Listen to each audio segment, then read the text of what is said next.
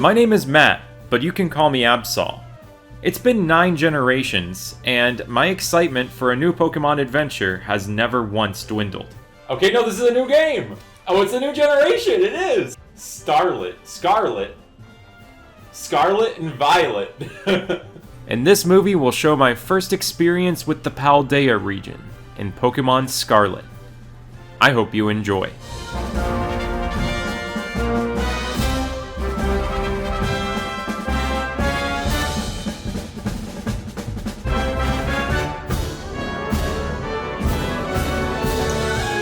Well, it's been a few years since I've graduated college, but I just learned that after failing a shiny Regirock, I have to go back to school. I'll be starting classes at Naranja Academy in the Paldea region very soon. And following the advice of a mysterious adjunct professor at the academy, I managed to avoid all spoilers for this game, aside from what was revealed in official trailers and on the Pokemon website. It kicks its opponent swiftly and repeatedly. Water fighting type. There was one other place I was willing to try and look a few days early to see if I could pick up on anything though. I picked up the special edition OLED Switch for the games. So I opened the box in hopes of uncovering a secret, and was immediately greeted by a tiny Sprigatito on one of the flaps. We could call it a Sprigatito. The Pokemon Scarlet and Violet Special Edition HDMI cable. This is the whole reason why I got this. The Switch itself was really cool, but I couldn't figure out what any of the stickers really meant aside from the obvious ones. Nor could I decipher any of the new Pokemon alphabet that we got for this game. I also really liked the Joy-Cons, with the metallic Academy symbols on the front and all the beautifully printed compliances on the back. But where I really think I noticed something interesting was on the dock, where we saw some symbols that were also on the logos for the game. What the heck is this symbol with the 00? What up with the 4 Pac-Man? Pac-Mans? Pokeball thing. Not sure what that is. So I really didn't learn all too much opening up this new Switch, but it did get me thinking about these symbols, which I initially wrote off as just a decoration to look nice. I thought a lot about these symbols as I began my journey to Japan, where I would be able to play the game 14 hours earlier than I would if I were to play it in America. This travel footage is unrelated to that though, because I could just change the drop-down setting in my Nintendo account in 5 minutes to go to Japan. We're going to Japan, baby! Look at those! I was so excited for school that I wanted to start it a day early, which is something that I never felt about school in real life. But I would still have to wait another day before I could start.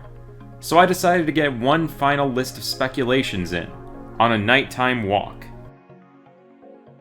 'Twas the night before Scarlet and Violet, and all through the house, not a Pokemon was stirring, not even this mysterious unidentified mouse. The walking was done by the roadside with care, in hopes that Scarlet and Violet would soon be there. Without viewing a spoiler, not even a peek, I'd try my best not to see a single leak. Oh, dang it. That is a pretty big leak. First of all, I'm a little bit sketched out as to why the biology teacher is not considered the main professor in this game. He developed the Pokedex, and he was the professor that Willow talked to in Pokemon Go with the Gimmighoul quest. So, who are Sada and Turo? Why are they the professors? Also, it's pretty clear that Arven is for the Titan's path. Nemona is for the Gym's path. So I think the third student that got revealed, Penny, has to be for the Team Star path. Her relation to Team Star, I'm not entirely sure. In the latest trailer, we saw 2 different forms of Donphan, one from the past and one from the future. I think this is clearly what happened with Cyclizar, becoming Koraidon and Miraidon. So, why is this Donphan not legendary? Why are Koraidon and Miraidon legendary? Why do we get them so early in the game? And it looks like I found some Donphan treads in the road. No idea if this thing came from the past, the present, or the future, but I'm pretty excited to see it tomorrow. After a good night's sleep, my academy life was about to begin. November 17th, just went for a ride on my real life Koraidon here, except it actually uses its wheels and doesn't walk like a Flintstones character. I'm about to go in and start Scarlet. Alright, it's midnight in Japan! Let's go! Come on. Let me in! I'm in! I'm in! I I'm in. Paldea, here we come. Alright.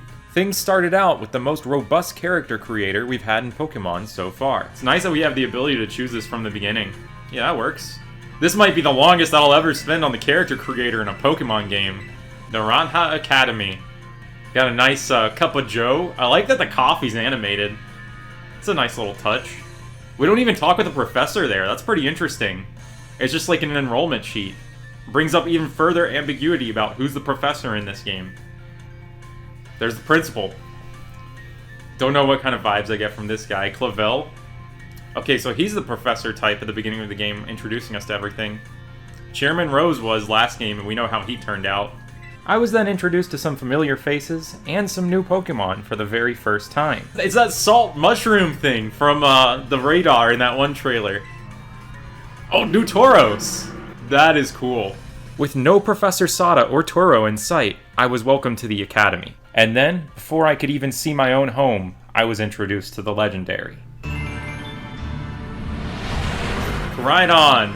From the crater in the center of the region, Koraidon took to the skies and flew over, showing me the game's title which mysteriously appears in the sky, and then many new Pokemon.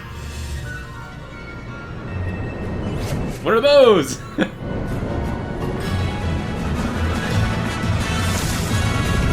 The Tauros? We're gonna see a lot of new Pokemon right now. Little Eevee. Flamingo Pokemon, finally! It's been so long.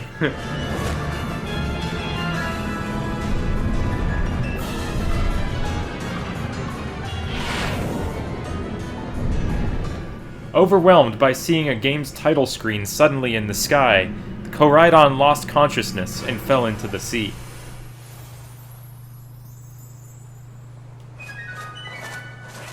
That's those little parrot things from the radar in that trailer. I can't wait to see what these Pokemon are, like what type they are and everything. That was a good selection of new Pokemon to see right off the bat. Then after all that excitement, we're finally taken to our home, where the hero is sitting at the desk, indefinitely, until you move the control stick. This is just like the Alola games. If we don't touch the control stick, we're forever stuck here. I want to make an A on the test at this academy, so I want to make sure my character studies, so I'm just going to leave this going for about an hour or so. 1 hour later. Oh, we have camera controls! That's nice! I didn't even think to touch the right stick till now. I would then spend maybe too long looking at every minute detail of the house. Someone should do a playthrough with just those 3 Pokemon. Hatena, Drifloon, and Applin. I like that we reached the point now where all the paintings and stuff in Pokemon games are detailed things you can actually look at. Man. There's so much to interact with just in your house. This is so cool. Oh, beautiful town in a different region. Dude, I want a sandwich now.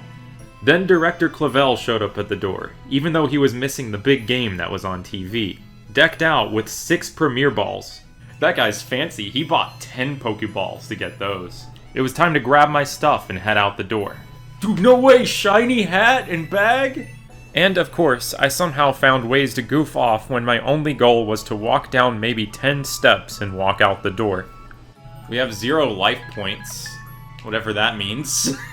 0 LP. Pressing the Y button is weird. It makes me do this weird staggered thing. Because while you're mashing it, you're thinking, why does it do that? I'm doing some kind of dance. I'm cutting a rug on this rug. Upon heading outside, the director brought out some non-Premier balls and sent out the starters. There's my dude right there.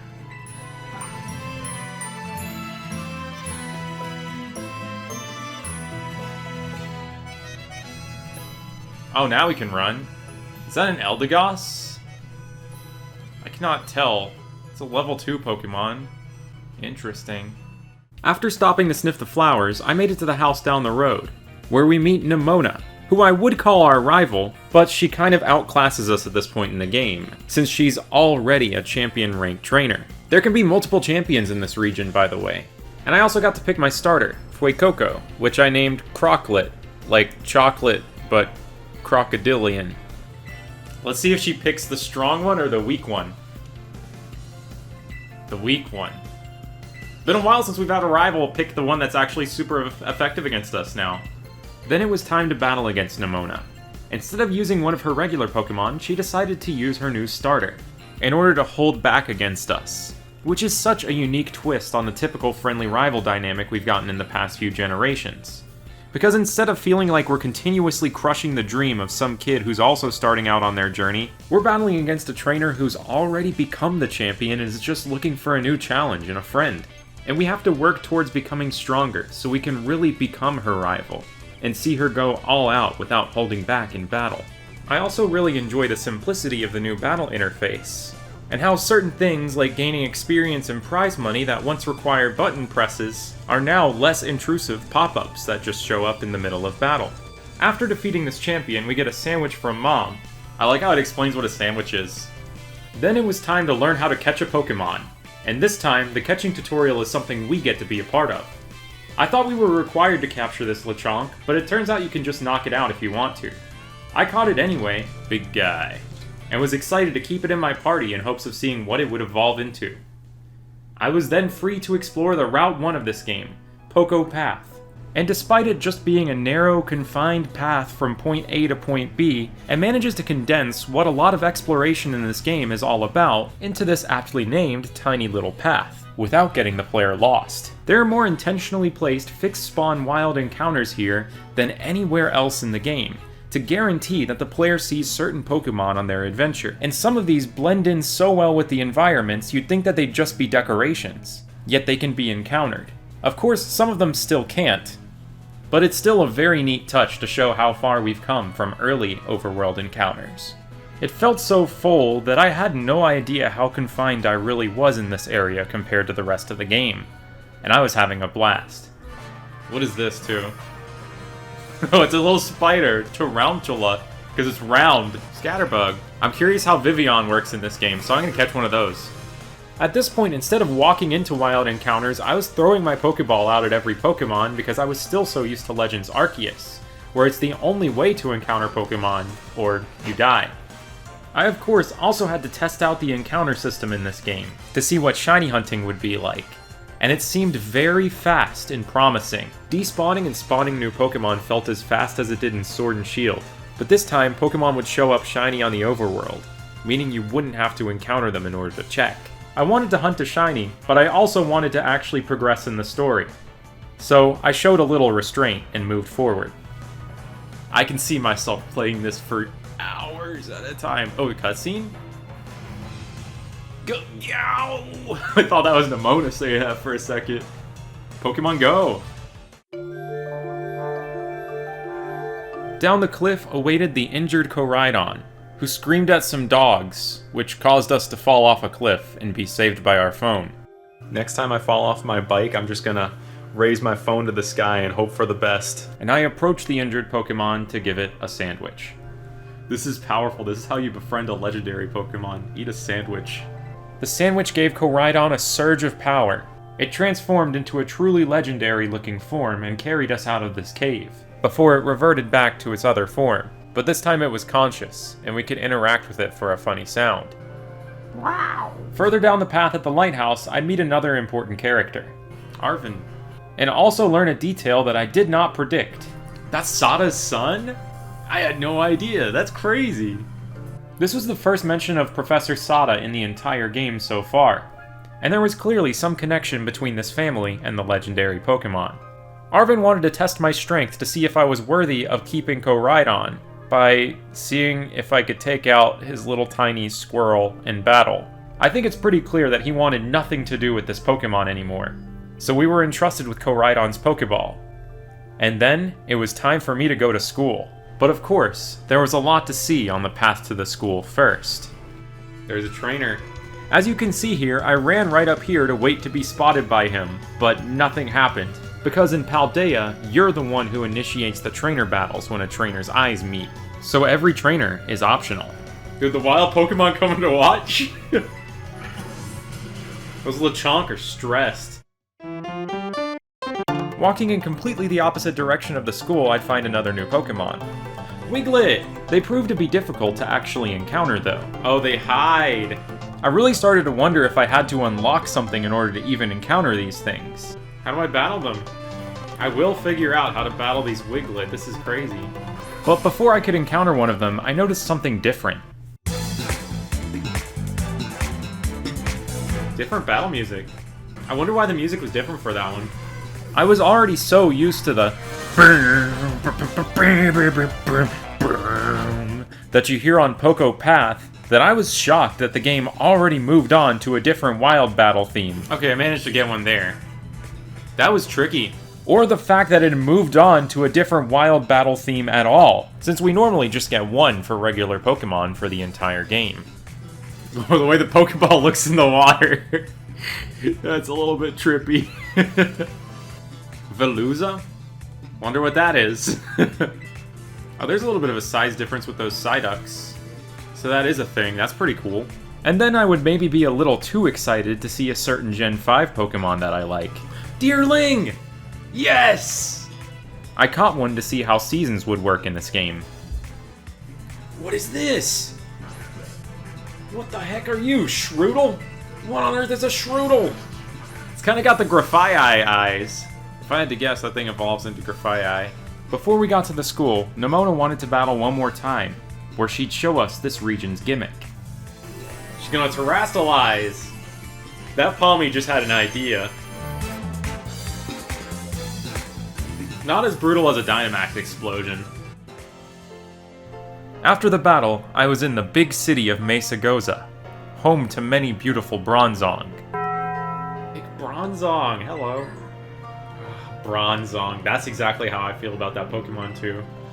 These are exactly my thoughts as well. I found the layout of this town to be a little bit confusing, since so many of the same shops were in multiple spots.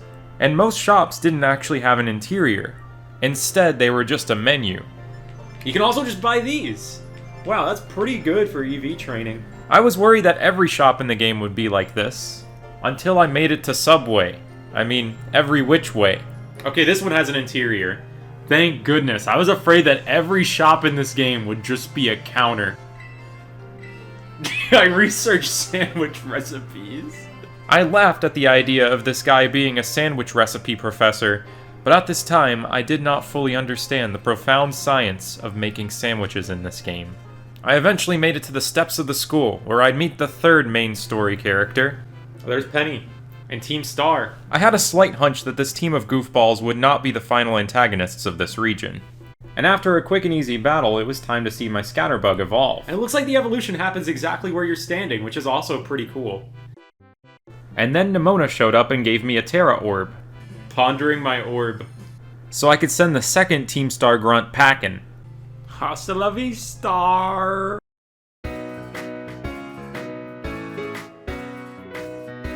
We don't sit by the window seat, we're not the main character. Real main character is dude in the hat moving at 5 frames per second back there. Man, all these kids have to like stay in their seats, but we can freely roam around the school. Smell you later, losers. I learned a lot in school on my first day, specifically about the 3 story paths of this game.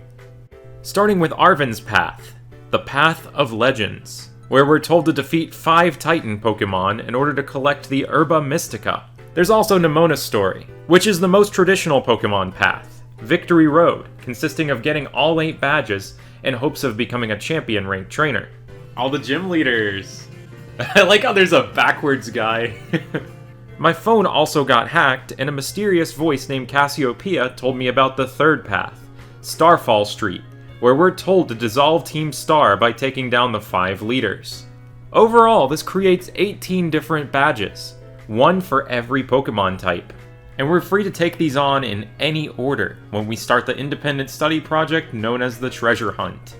I also had a brief call with Professor Sada, who apparently lives in the Great Crater, and she entrusted me with the weekend Koraidon, and Director Clavel seemed to know something that we don't.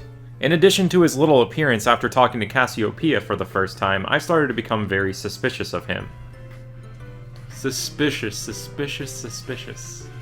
Before I set out on my treasure hunt, I decided I would go around the school and catch up on a little bit of lore. Penny is Cassiopeia. I knew it!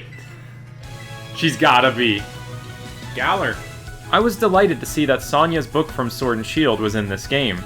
In the Pokemon timeline, which is extremely confusing, this is confirmed to have taken place after the events of Sword and Shield. There was also this mysterious magazine called A Culture, Amoongus, that described these old Pokemon but in a brand new way. I'm actually not going to read any more of these A Culture magazines because I feel like they give away what the other Titan Pokemon are. I don't want to know anything more. Charcadet.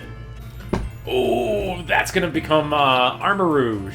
While browsing here, I somehow didn't notice the most important book in the entire game, the Scarlet Book. So I went into the rest of my adventure not knowing what it would say. I left the academy, hopped on my Koraidon, and the real Pokemon Scarlet journey would begin. So I guess let's tackle the elephant in the room here first. Where am I going to go first? With 18 different options and a huge open map, it's really hard to make this first decision. Sure, there are a few suggested places both to the west and to the east immediately near me, but I want to take things on in a kind of silly order and see if the game allows me to even do that. So first of all, I'm going to set my sights on the funky looking backwards gym leader, Larry. So let's make a little adventure up this way and see if we can challenge this magnificent backwards man. So the very first thing I did was jump off this railing and unexpectedly end up somewhere else. I can't tell if I just left the area or not. I guess I did. Oh, it's the little mouse guy. They're a duo? Tandem-mouse. Tandem! I love that. Just the two of us. You know what they remind me of? They're Plusle and Minun. Then after a battle with one of the trainers here, who had Pokemon at a pretty reasonable level, I decided I'd try and take on this guy. Little did I know, I was at the Pokemon League, and Kabipako meant business. A crocodile?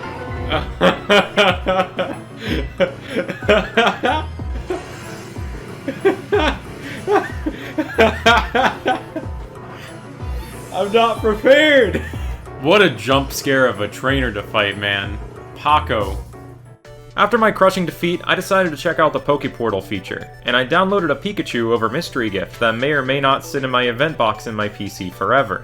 Then I wanted to try one of those newfangled Terra raid battles. I have no idea what this thing is.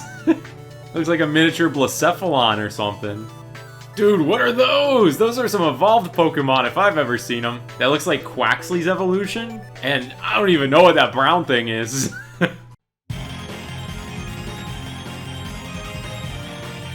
Now what the heck is this thing?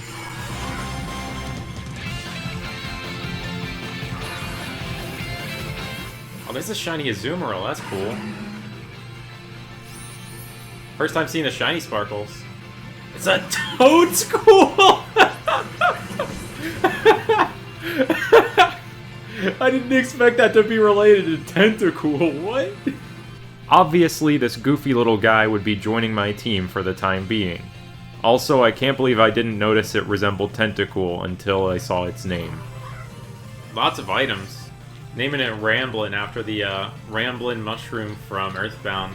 My journey towards Larry would take me west, through the olive fields of Cortondo, where I would intentionally ignore the gym leader Katie and see some new Pokemon along the way. Wait, what are you? Maschiff? So many dogs! It's like a Tympole? Oh, it's a little miniature version of, Bellibolt! Tadbulb! In the lush Smoliv fields of Cortondo, I would encounter something that I thought was a Pokemon.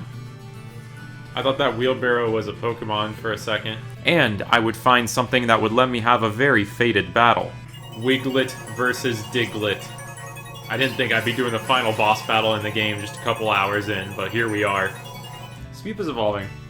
Let's see what pattern Vivian I have. I wonder what decides it. That's Fancy Vivian! That's the one that was event only! In the 3DS days, Fancy Vivian was only given out over Mystery Gift, and could never be legitimately shiny. But for the first time, it can. It is the exclusive Vivian pattern found in the Paldea region, which makes sense since the Switch doesn't have the same sort of region settings that the 3DS does. After leaving Cortando, I would make my way up north, going over a couple bridges and walking past some windmills. Also, completely walking past a Titan. Here's what I saw on the way there. Yo, what's this cricket? Nimble? Whatever it is, it's weak to fire. Fuecoco is evolving! Okay, we get to see its middle evolution now.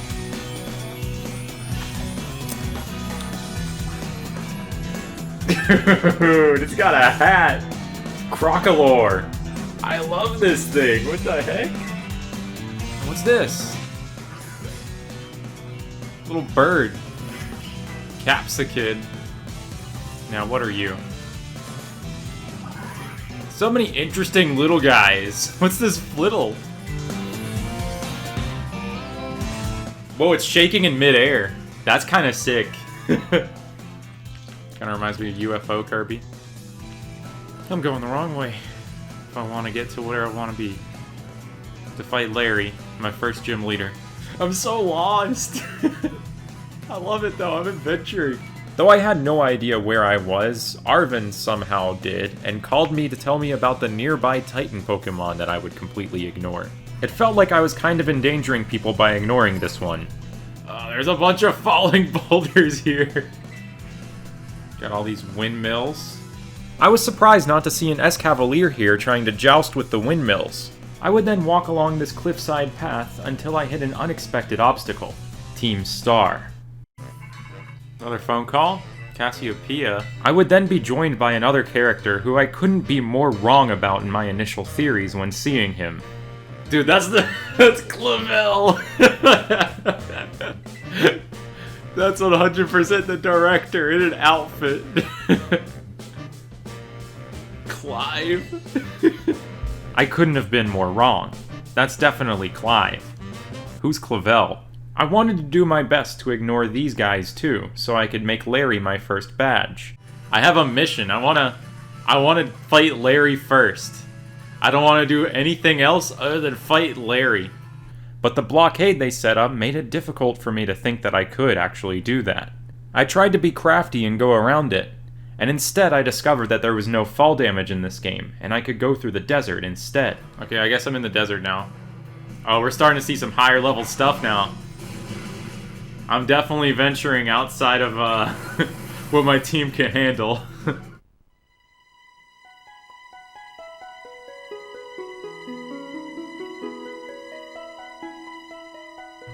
Then I went to the desert oasis town of Cascarafa, which is named after the carafe. I first learned about carafes in 2009, when my brother and I would frequently race to see who could finish our root beer faster at IHOP, and the waitress would bring out a carafe of root beer every time we were there, knowing we were going to need refills. It was a really neat city that really reminded me of Phoenix City in the Ore region, or Water 7 from One Piece. I think it might be my favorite town in this game. Very pretty place. I'll have to fully explore it later though, because I got a Larry to fight. I would accidentally start a gym mission here that I would not complete for a long time. No sir, this is not the first gym. The gym leader Kofu, in a major hurry, runs out of this building forgetting his wallet, and we're entrusted with it to take it to him. The Venonat wallet. So hold on, I can just take this guy's wallet and run away with it for as long as I want? Finally, a Pokemon game lets me be a petty thief. Oh, this is cool. I can't believe the game actually lets me explore up here. The city would shortly after punish me for my crime, but I still wouldn't return the wallet until much later in the game. Oh no, Koraidon! Oh no! We got a little bit stuck there. I also found my first mysterious stake in the ground. What's this? It almost felt like the game didn't want me to pull these things. I gotta save. But nothing seemed to happen. After a brief stay in a town named after a carafe, I'd make my way through the desert, down this cliff, to see a giraffe. But I saw a couple other really cool Pokemon first. Is that Tumbleweed? Are you a Pokemon? You are! Bramblin. It's Ghost! It's a Ghost Tumbleweed! That is so cool! Dung Beetle? There's a Larvesta off in the distance too. Rellor. That's just roller backwards. Phalanx! The boys! But what's this guy with an axe? Tinkatuff. I'm so happy Phalanx is in the game. Down we go. Oh my gosh, that made my stomach drop. Oh, that must be a Lechonk's evolved form. Hello. Oinkalone. Girafarig. There's a team member. And a Cyclizar? Hello. Going into this game, Girafarig and Fuecoco were the only two Pokemon I was dead set on having on my team, so I knew I would catch the first one I would find. And while capturing this thing, I'd learn a little bit about how Pokemon obedience works in this game. Loafing around? It's disobedient? Oh no. I cannot believe this. My Tumbleweed will not obey me.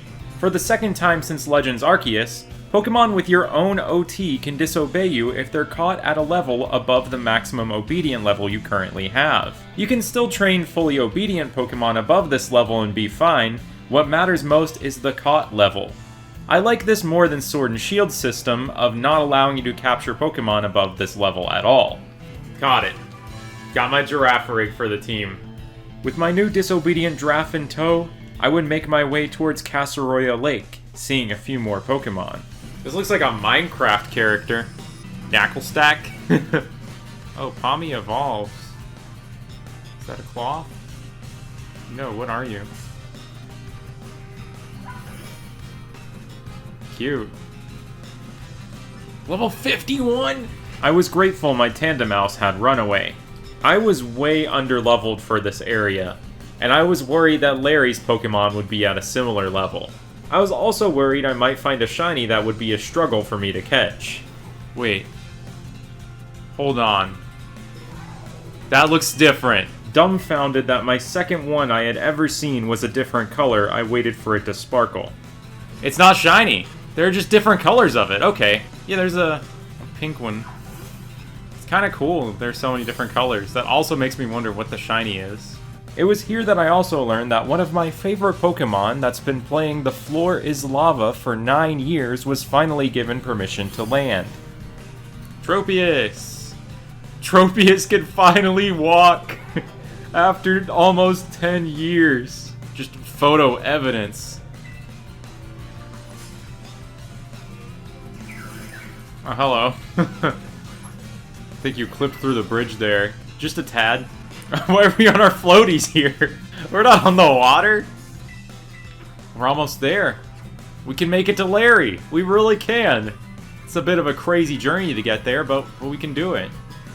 Now, I don't think this gym battle's gonna go too well, but I'm gonna do it anyway. My first gym versus Larry.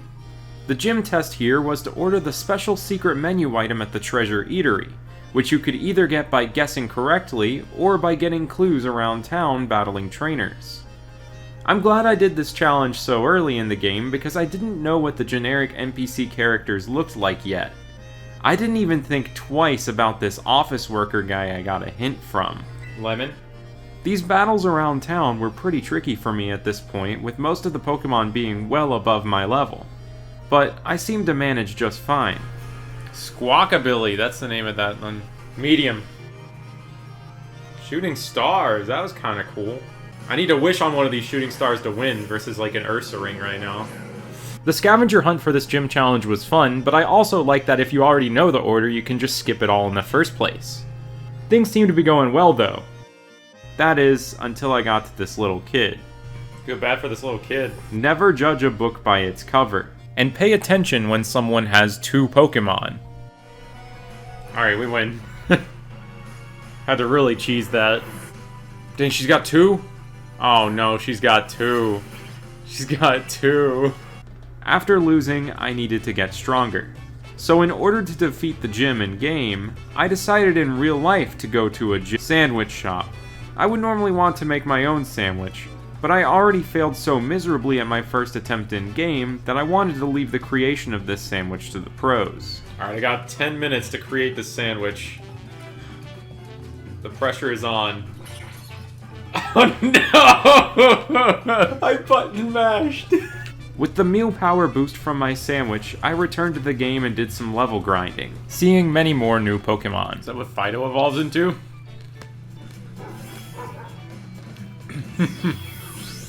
Oh, it's a Ditto! That's actually so cool! Doxbin! Is that a Cetitan? That's the mini version of it. Citotl. Wait, what are you? Varoom. I was running into the evolved form of that earlier. Tink-a-tink. Whoa, what's that walking thing? What is that walking thing?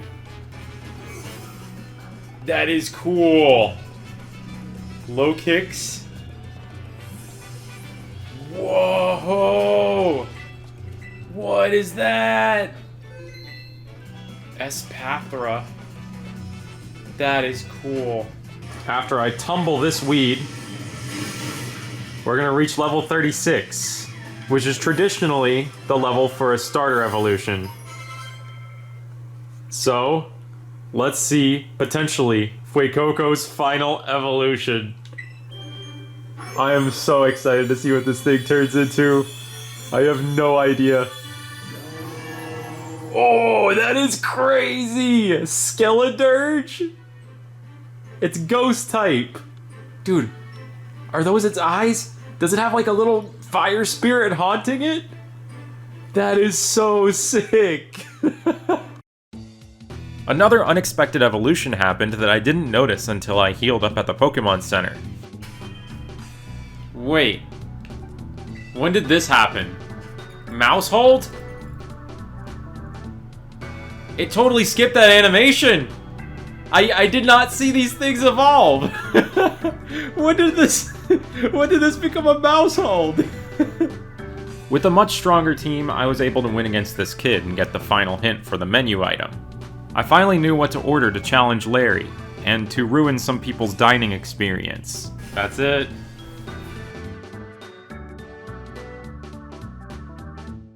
Dude, what happened to the customers? Oh no! Did they just disappear? Let's see who Larry is. Oh, that's Larry! The businessman. He's a normal type guy. After 5 hours of gameplay, it was finally time for me to take on my first gym battle, with a whole restaurant of people cheering us on. Ooh, gym theme is good. The super hype music barely matched Larry's character at all, but I think that's what makes it so great. This is such an exciting moment for us on our journey, while this is just another day in the office for Larry, the exceptional everyman. I didn't hesitate at all to terrastalize my Skeledirge, and use its signature move, Torch Song, which is super good for in-game battles since it raises special attack every turn. After his first Pokemon Komala fell, Larry's second Pokemon would really surprise me. The Dunsparce? Dunsparce got an evolution? Dude, what? It's massive! It's just like 2 Dunsparce put together, I love it. Dunsparce was already perfect, so they just made it even better. The Dunsparce. I need one now. That's going on my team. That's replacing this Mousehold thing that evolved without even showing me.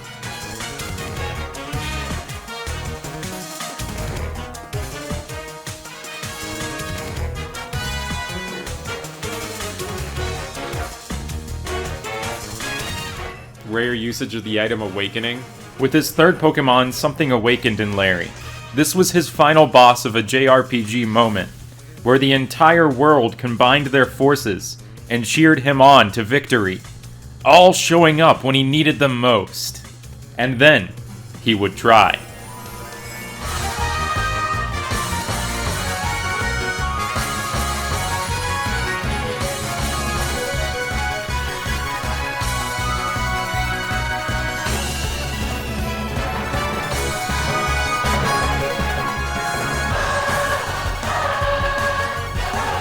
I love how dynamic the gym music is, just like how it was in Sword and Shield, and it makes every step of the battle feel all the more exciting. Logically, Larry is supposed to be the 5th gym leader you take on in terms of Pokemon's levels, but I went through the effort to get to him first, and fully evolved my starter in the process. I'm glad his Pokemon weren't scaled down to match the level of mine, but I do wish that the earlier gym leaders after him would scale up to make it more of a challenge. Down goes Larry.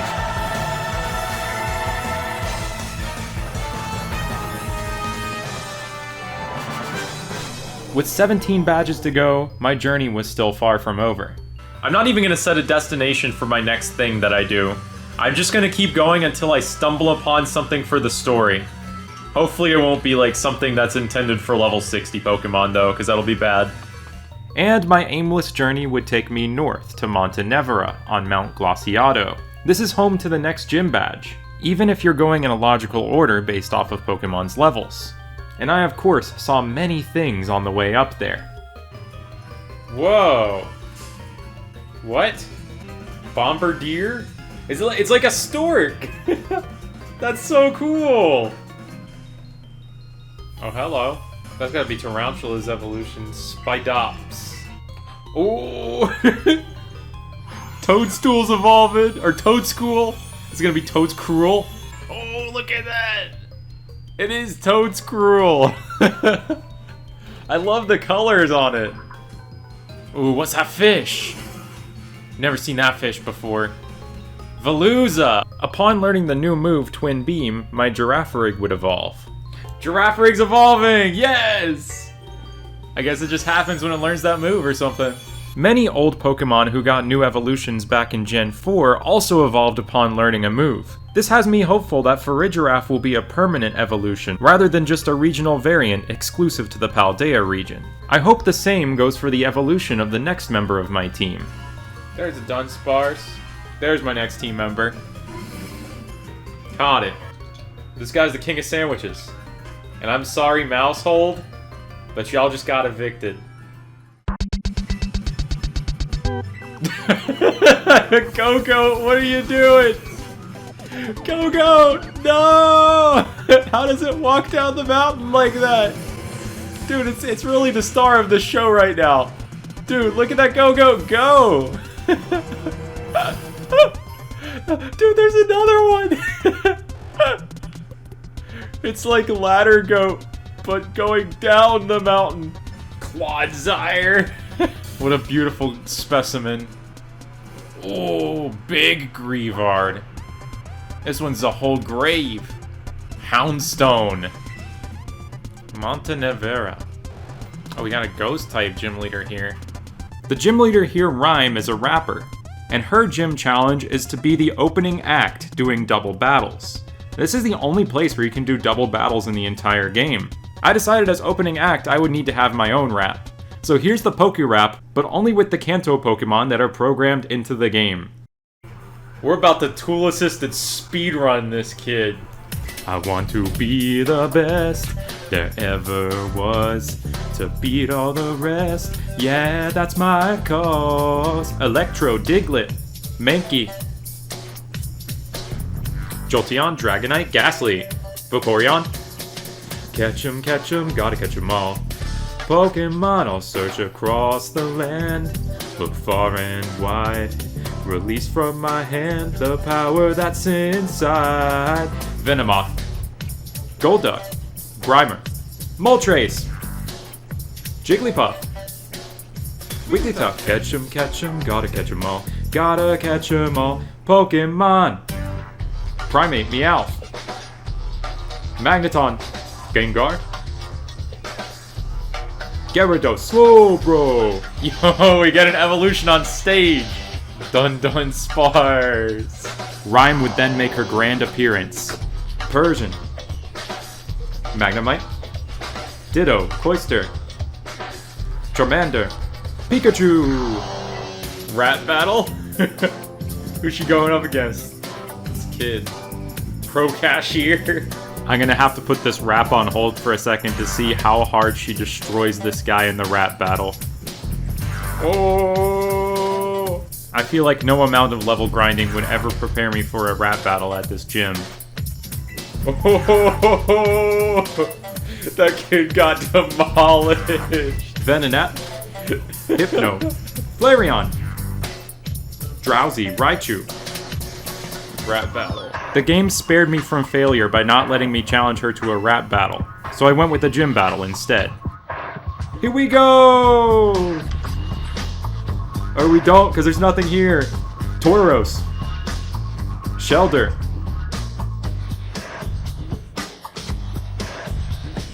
Articuno. Haunter. Chansey. Pokemon. Muck. At least 150 or more to see. To be a Pokemon master is my destiny. Charizard. Dugtrio. Magikarp. Scyther, Toedscool, Dragonair.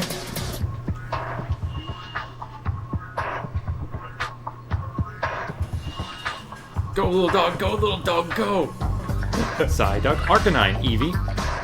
Zapdos, Dratini, Growlithe. Voltorb. We're almost home! Gotta catch 'em all, Pokemon. Yeah, Charmeleon. Mewtwo, Toedscool. Slowpoke. That's all, folks. Catch 'em, gotta catch 'em all. Gotta catch 'em all, Pokemon. Ooh, gotta catch 'em all, Pokemon. Gotta catch 'em all, Pokemon. Badge number 2 down. For my next badge, I thought the most logical thing would be to walk just a few steps over to the Glossiado gym to fight Grusha. So I made the short trek there and battled Nemona again. Florigato? Oh, this has got to be Sprigatito's evolution. It's like Puss in Boots from Shrek. For Grusha's gym challenge, we gotta hit the slopes. Let's hit the slopes, baby. But my Koraidon looked a little bit weird. Why does Koraidon look like that? I've been getting a lot of messages from people telling me to hunt for this to happen, but I didn't need to. I got this weird texture glitch first try. And no, this is not a shiny Koraidon, because that looks totally different.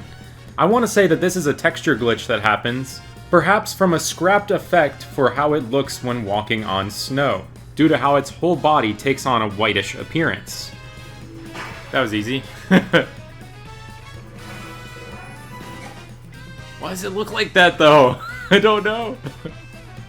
I may have passed this gym test first try, but I can't say the same about my battle against Grusha, who's described to be the second best snowboarder in the world, I wonder who the first is, and the strongest gym leader in terms of level in this entire game.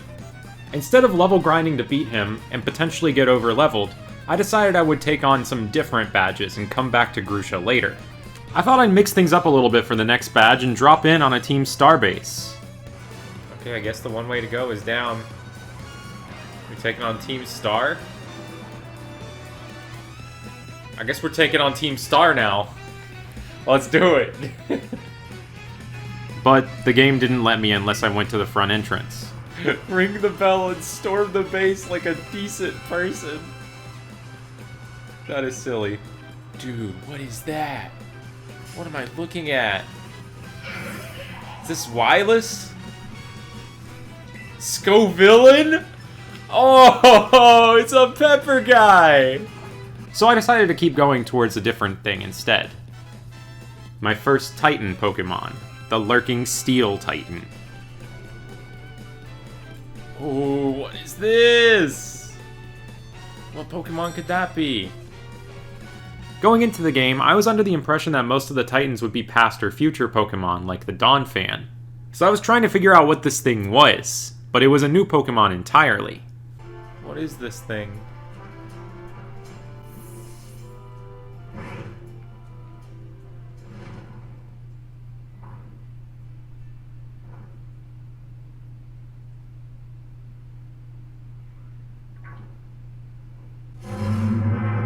It has arms? Orthworm? What a creature. So there are multiple phases to every Titan battle, starting out with one where you're battling it totally solo. I terastallized just in case this thing was really powerful.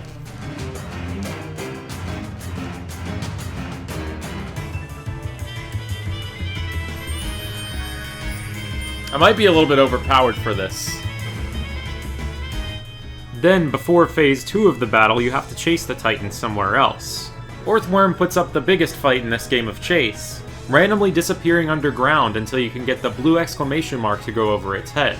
I'm not sure if this requires interacting with it with a certain timing, from a certain angle, or if it's just all totally random. But I've had to approach it a different number of times every time I've taken on this fight. Because believe it or not, I may be seeing this battle thousands of times in a future movie that I'm working on. Despite not being able to learn a single punching move, nor rock smash, Orthworm still manages to break open this wall, where it starts chowing down. Oh, it's about to terrastalize. Oh no, that's the Herba Mystica or something. What's gonna happen? As the complete opposite of the Totems of Alola, instead of having the big Pokemon call for help, in this case we're the one who gets some help. From Arven, as we tag team the powered up version of the Titan.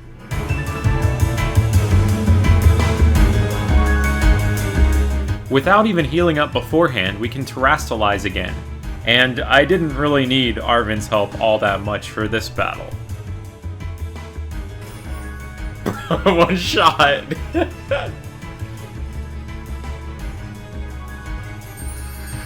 I didn't even need Arven's help for that.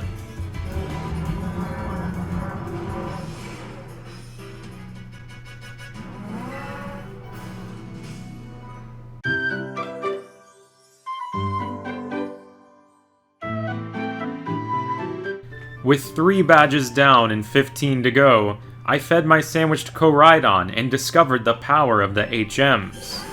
The Herba Mystica. We get power-ups with it. Yeah! Okay, Titans are useful.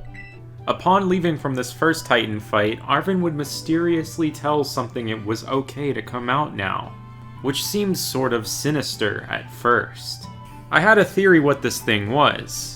A Pokemon that at the time I still thought was legendary for some reason. Oh, it's the Armarouge or Cyrilege thing, right? Maybe? That is a much higher jump. Dang.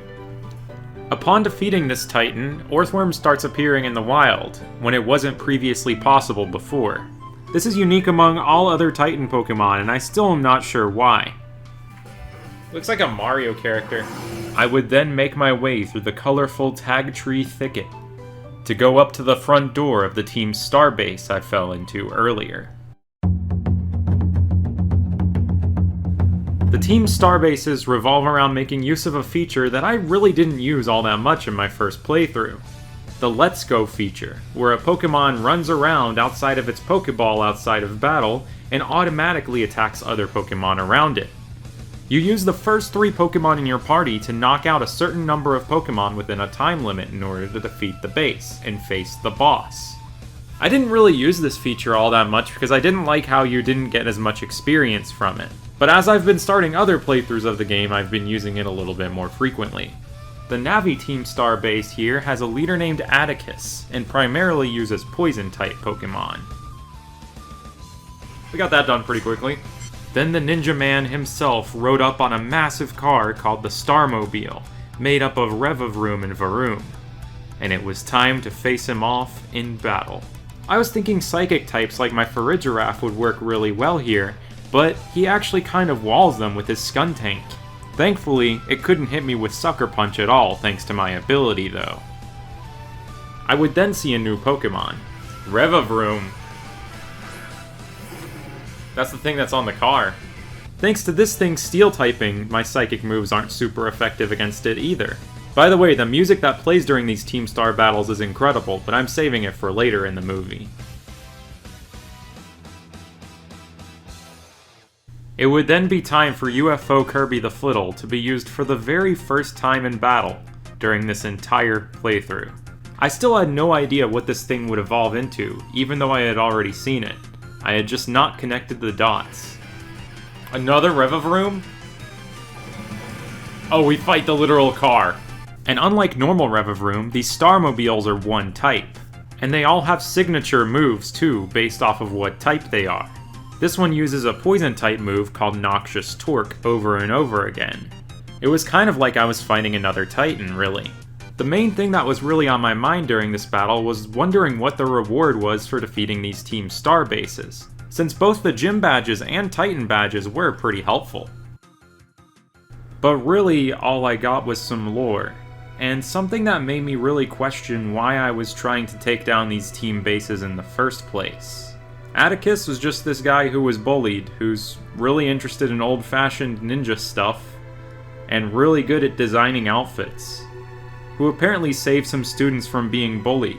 Currently, Team Star is missing school to defend these bases while waiting for their big boss to return, having never met them. So why are we the one meddling in these affairs and taking them down? Also, Penny showed up and gave me some materials for making TMs, which is not as useful as being able to jump higher on Koraidon, admittedly. Starfall Street to me seemed like the story path that the player had the least incentive to travel down, which intrigued me even more about it. I continued to press on and wander, with 14 badges to go. I decided from here to head up to the northeast, to the most remote possible Team Star base. Alright, now Flittle is evolving. What does this become? Oh, okay. It becomes Espatra. I'm cool with that. I love that Pokemon. It is no longer anywhere close to resembling UFO Kirby, I must admit.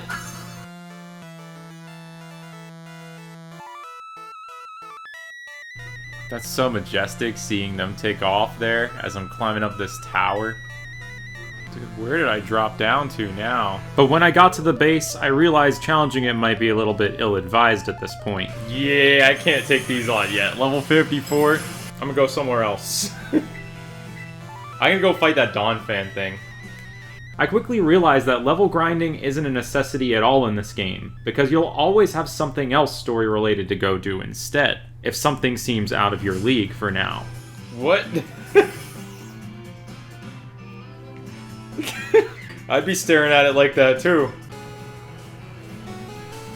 There it is. Those big tusks. I decided to take on the Titan, Great Tusk, who Professor Sada directly calls us about, saying it's a Pokemon that broke out of the Great Crater. Great Tusk. I really do wonder how all these characters know exactly what I'm doing in-game. It spins. Is my character maybe posting every little bit of our caveats to social media or something? Or do we have, like, advanced GPS tracking? I'm really not sure.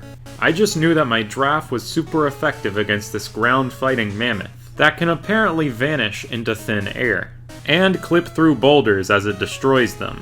I constantly wondered what the origin of this thing really was, if it was truly a Pokemon of the past, and if it was an evolution of Donphan or just an alternate form.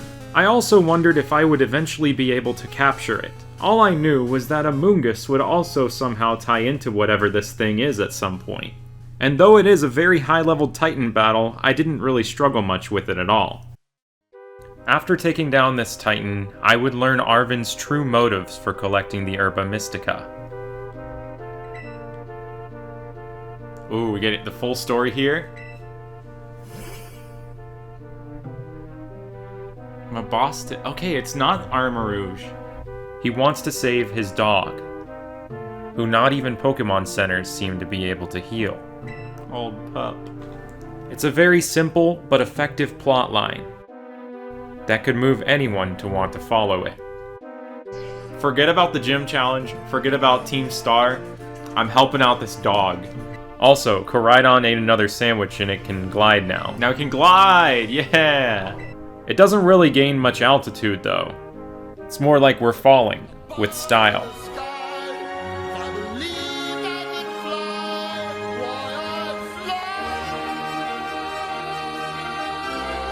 Dude, we should fly right over this town.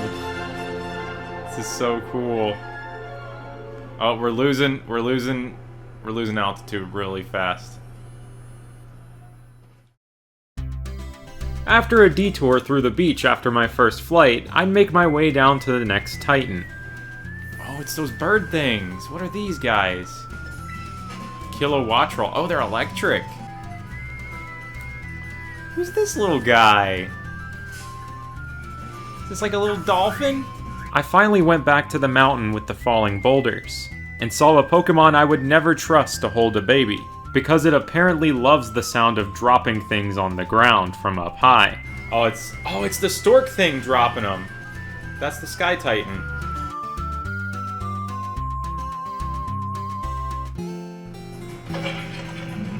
I like how it literally says stork. Flying Dark type. Not a good matchup for my draft. But the matchup didn't really matter all that much because I was pretty overleveled for this thing. I barely needed the help from Arven's Knackley in the second phase of the battle.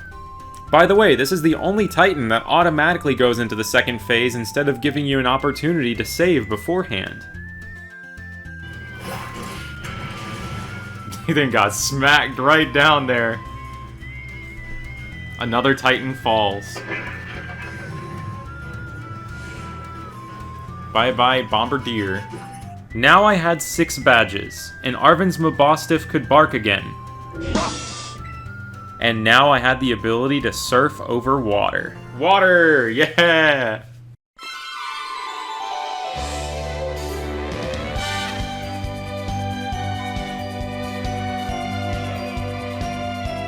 Now I know I said I was going to prioritize saving this dog, but I got a little bit sidetracked seeing where I could explore on the water. And my journey ended up taking me to the Alfornada gym. How far does the map go? Oh, it goes pretty far! What even is in the sea here? Crazy. I'm swimming. And that's Dragonair. Where am I headed to? I don't know. Yo, look at that! Those are so cool! That is such a nice detail on this building, man. Oh my gosh, I love this. And at this gym, we had to pass the ESP test, which is just a silly little rhythm game where you press buttons in time that barely runs on the Switch for some reason. After testing my emotions, it was time to take on the Psychic Gym Leader, Tulip. She's got multiple phones. And like how she had multiple phones, this gym would take me multiple tries. Ooh, Farigiraf fight, let's go! On my first try, I would fall to her Gardevoir. On her second, I would fall to her terastallized ace, Florges. But I would win on my third try, where instead of starting out with the Farigiraf mirror match of the century, I would use my Toedscruel instead. Among all the gym leaders, Tulip is the second strongest, right behind Grusha, and her team proved to be pretty difficult for mine, since most of her Pokemon have very high special defense, and my team mostly relies on special attacks at this point. It also didn't really help that it would sometimes randomly start raining in the background here. Now I'm not 100% sure if this actually matters or not in battle from the environmental effects, but typically rain weakens the power of fire-type moves, making my Torch Song sweeping Skeledirge not really do nearly as much damage, just totally randomly whenever the game decides to make it rain. And her ace, Florges, proved to be the most difficult of them all. With crazy special defense, and some very strong attacks in Psychic and Moonblast, this thing was an absolute monster to try and defeat. It also didn't help that my one physical attacker, the Dunsparce, still did not yet obey me, because this was only my third gym badge.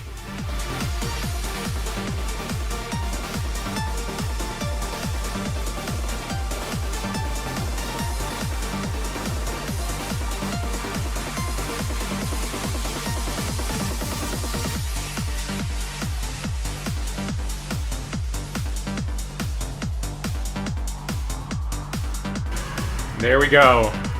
Tulip is down.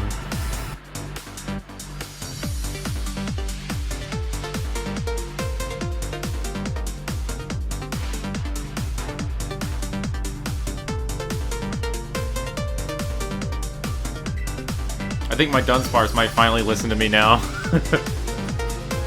Alright, it's been about 12 hours. I've done 7 things now. And I'm gonna take a little break. So far, I keep setting my mind to something, and then I go and do something completely different. And that's the story of my life with all open world games. And right now, I'm about to go to the midnight release at GameStop. Hopefully I won't get sidetracked in the process of that.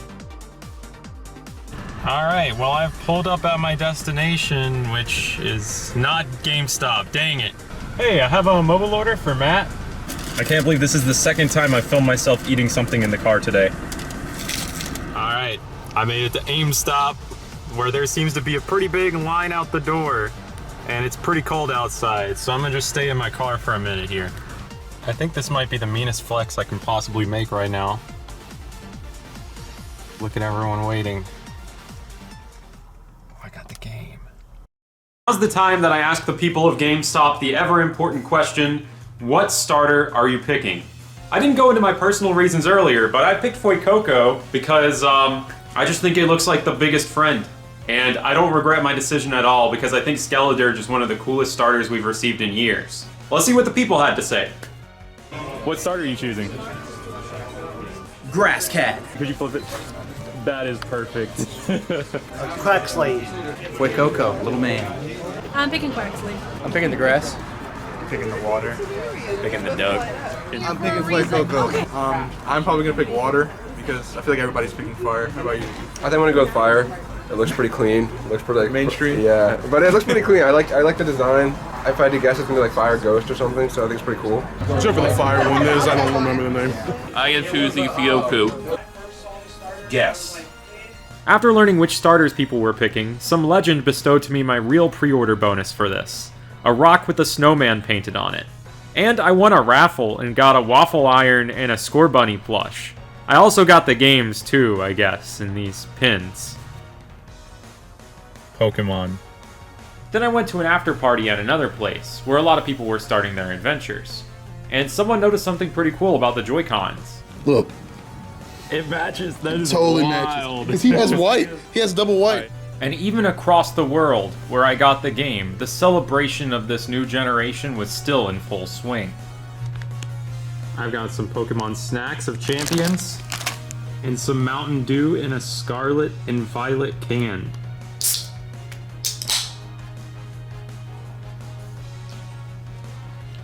Pokemon.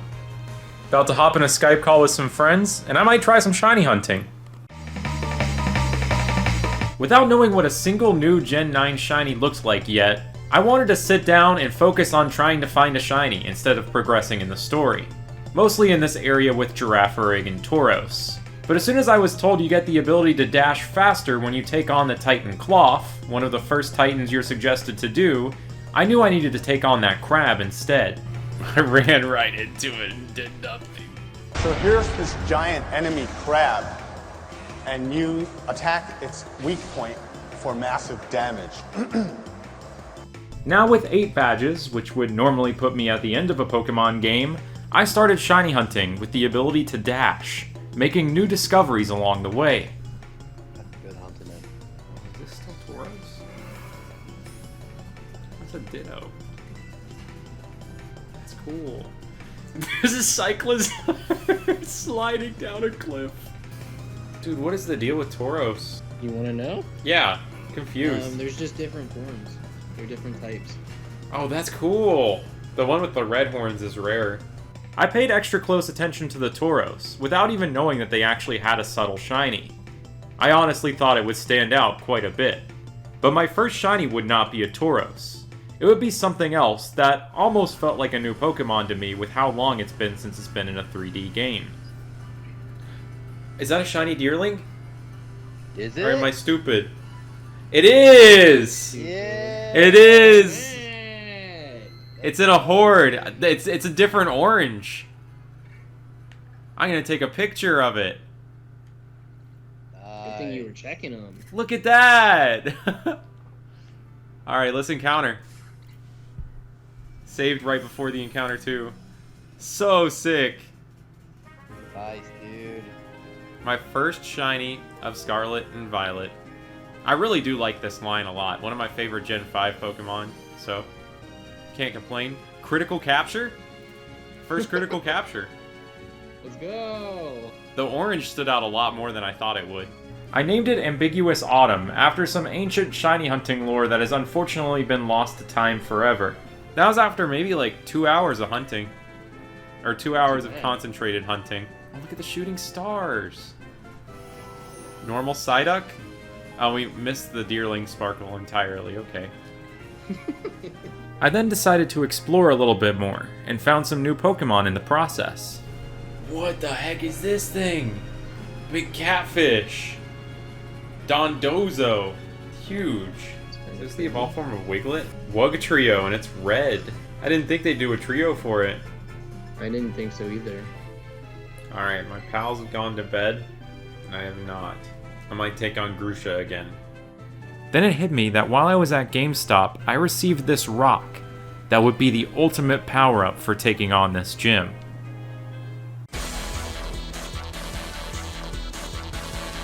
What I attempted to get as my 3rd badge was now suddenly my 9th, and I wasn't even halfway done with the game yet.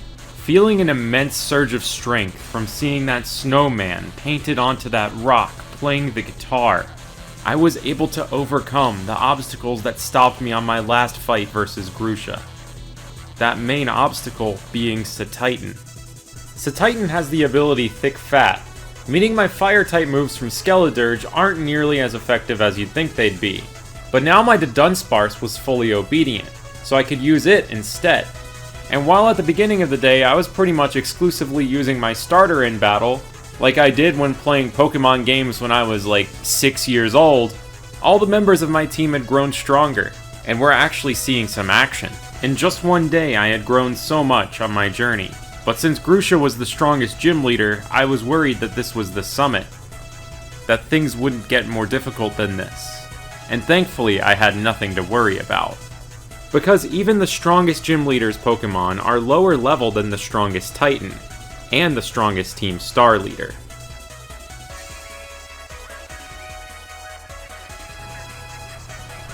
Oh, UFO Kirby!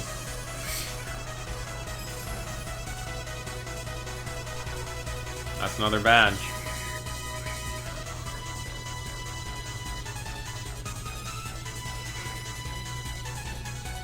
And now, much like my Dunsparce, I'm gonna yawn and go to bed.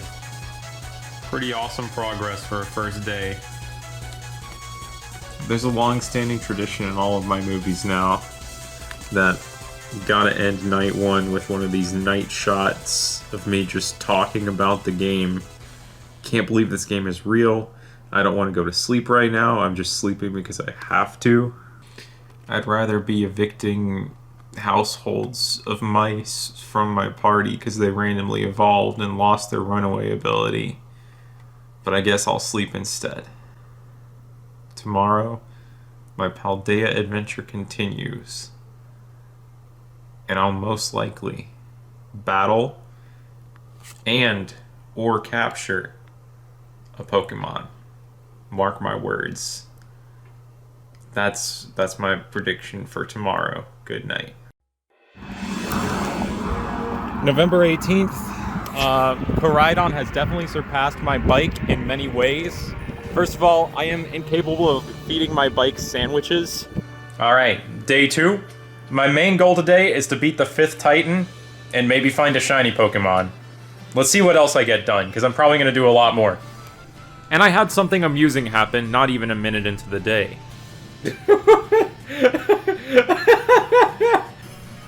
Pawmot! 3rd evolved form. That's like an anime protagonist. Ooh, Deerling's evolving.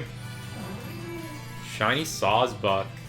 From the peak of Glaciato Mountain, I headed west towards Casaroya Lake, where the false dragon Titan was waiting. But there seems to be no massive Pokemon in sight when we reach the island where we're supposed to go. There are just a bunch of Tatsugiri, kind of laying about on the island. And I thought that they all together were collectively the false dragon Titan, so I started taking them all on. I would soon learn that this would be a fool's errand, because there was an obvious Titan somewhere in the mix. I should have realized that the Titan one is the big one that's saying Titan. I feel stupid. There's a big Dondoro, or Dondozo. So Tatsugiri and Dondozo have some sort of tag team thing going on here, and first we fight Dondozo, which might be one of the most mispronounced and misspelled Pokemon I've ever seen somehow. Seeing lots of Dodonzos like the Dodongos from Legend of Zelda, and I called it Dondoro for some reason. I'm pretty sure this uniquely stands as the one badge out of the 18 badges in the game that cannot be attempted first, since reaching this lake requires at least the ability to cross water, which requires defeating the Titan Bombardier first. I'd love to see if there's some sort of sequence break that can be pulled off to attempt this first someday. This is also uniquely the only Titan battle with 3 phases, since after defeating Dondozo, you have to take on Tatsugiri. I figured we'd have to fight this too. Despite this Titan being so small that the Terastal logo eclipses it, Tatsugiri is no joke to play around with. Its water dragon typing gives it very few weaknesses, and its power is so incomprehensible, it'll make a floaty appear under your Pokemon when it faints, even if it wasn't already there. I think it's funny how zoomed out the camera is for this Titan battle. But the game is generous to heal our entire team before this battle, allowing us to also terrastalize again, making it very forgiving. Let's see how tall Farigiraf looks with terrastalization on. Extra tall. Now that's a Titan Pokemon. By towering over this so-called Titan Pokemon, I was able to completely overwhelm it, while Arven's Greedent watched from the sidelines, missing takedown a million times, and somehow not needing a floaty when my giraffe 3 times its size needed one in order to stand on the water. I still wonder how it did that. Maybe it's just very round and buoyant. With the Titan Tatsugiri toppled, it was time to collect the last Herba Mystica and my last Titan badge, my 10th badge overall. And it was also time to see if Arven's Mabostiff, come on little guy, would get better. Now I actually had no idea how this scene would go. I was honestly a little bit afraid since we had a Ghost Dog Pokemon added in this generation alongside Mabostiff. I hoped that they wouldn't go down this path, and that it would somehow make a full recovery, even if things weren't looking all that great. And then suddenly, Mabostiff's eyes lit up, and went and picked up its favorite ball for the first time in ages. What we got was one of the most heartwarming scenes that I can think of in any Pokemon game. With no complicated story of taking on an evil mastermind or saving the world, Arven's story with the Titans is a very simple story, about the bond between a boy and his dog. But simple is good sometimes, especially here. Because these kinds of bonds are what Pokemon is really all about. Or at least it's what got me into the series in the first place, when I stumbled upon this random TV show. And look where we are now. Able to climb walls on our lizard bike! Dang, that is so convenient. And now you can climb on down to the city of Cortando, home of the first gym in the game that I hadn't battled yet. And home to Olive Garden, where they got endless breadsticks. And if you present your lifetime pasta pass today, you might just get a free soft lock with it. Alright, let's do the olive roll.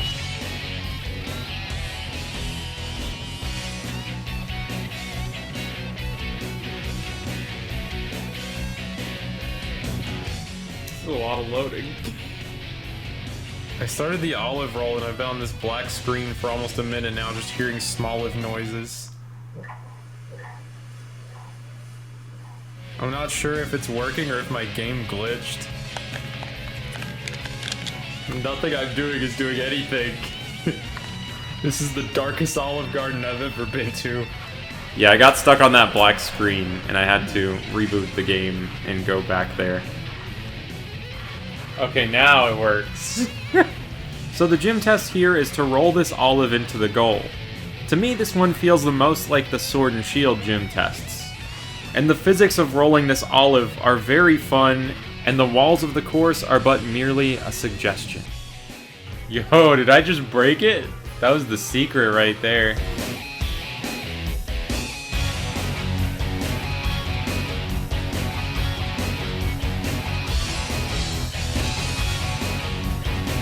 Gaming. Alright, let's see what the level scaling of this gym is. I reckon this is gonna be a really easy fight, but I'm not sure. I'll be pleasantly surprised if her Pokemon are above level 40. I'll be pleasantly surprised if they're above level 20, let's be real. I anxiously awaited the Baker and Bug-type gym leader Katie's first Pokemon's level. Was this going to be the most challenging fight in the game so far? Was I gonna get squashed like a bug underneath a rolling pin? I had taken things on in an order so far where things seemed to logically scale up, so I wasn't sure. Level 14! Oh no! So with the order I'd taken on the gyms, things were going to be really easy from here on out with the remaining gym battles.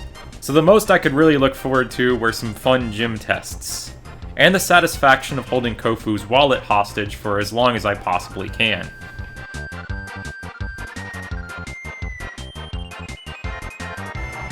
Well, that was fast.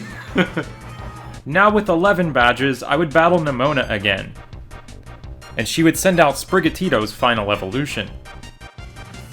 Meowscarada? Is it like gonna be wearing a mask? It's crazy, it's like a jester. Kinda reminds me of a Digimon almost. I delayed the inevitable easy remaining gym battles and decided to go back to the Team Star base that I had skipped earlier because everything seemed too strong, with the fighting types.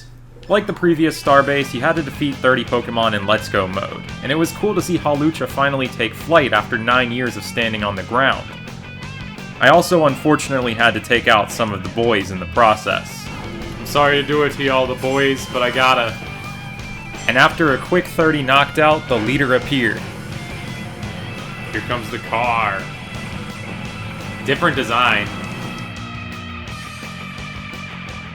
And just like the previous Team Starbase before, my Farigiraf seemed to be a very good matchup for the team, completely ignoring the sucker punches from Toxicroak. Aerie is the strongest Team Star leader in terms of Pokemon's levels, but my entire team has a pretty good matchup against fighting types.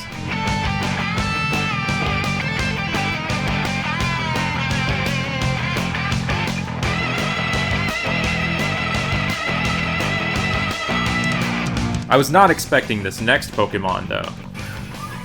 Annihilate? Is this a Primeape evolution? Or something else? It is! That is crazy! Oh, that thing is freaky! Annihilate is another Pokemon that I think would be a good permanent evolution instead of just a regional, and I hope it remains in future games. What an insane design!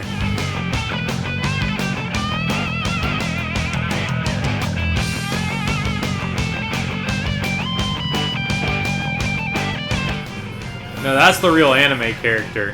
Forget about Palmy's final evolution.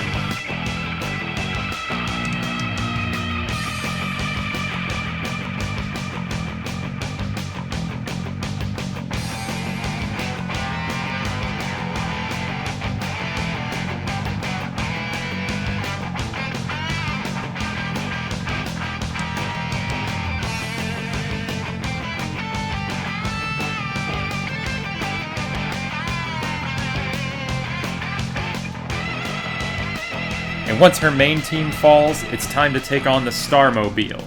This time, fighting type.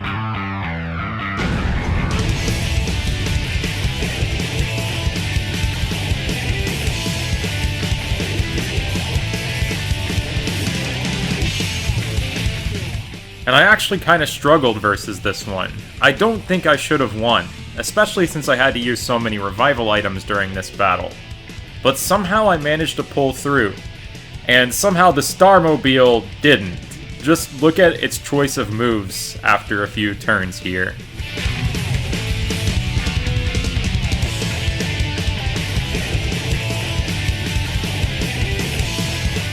It's throwing. Why is it doing this? It threw! There was clearly something wrong with its transmission, the way it kept deciding to shift gears at the end there. And I was able to take down Aerie and get my 12th badge.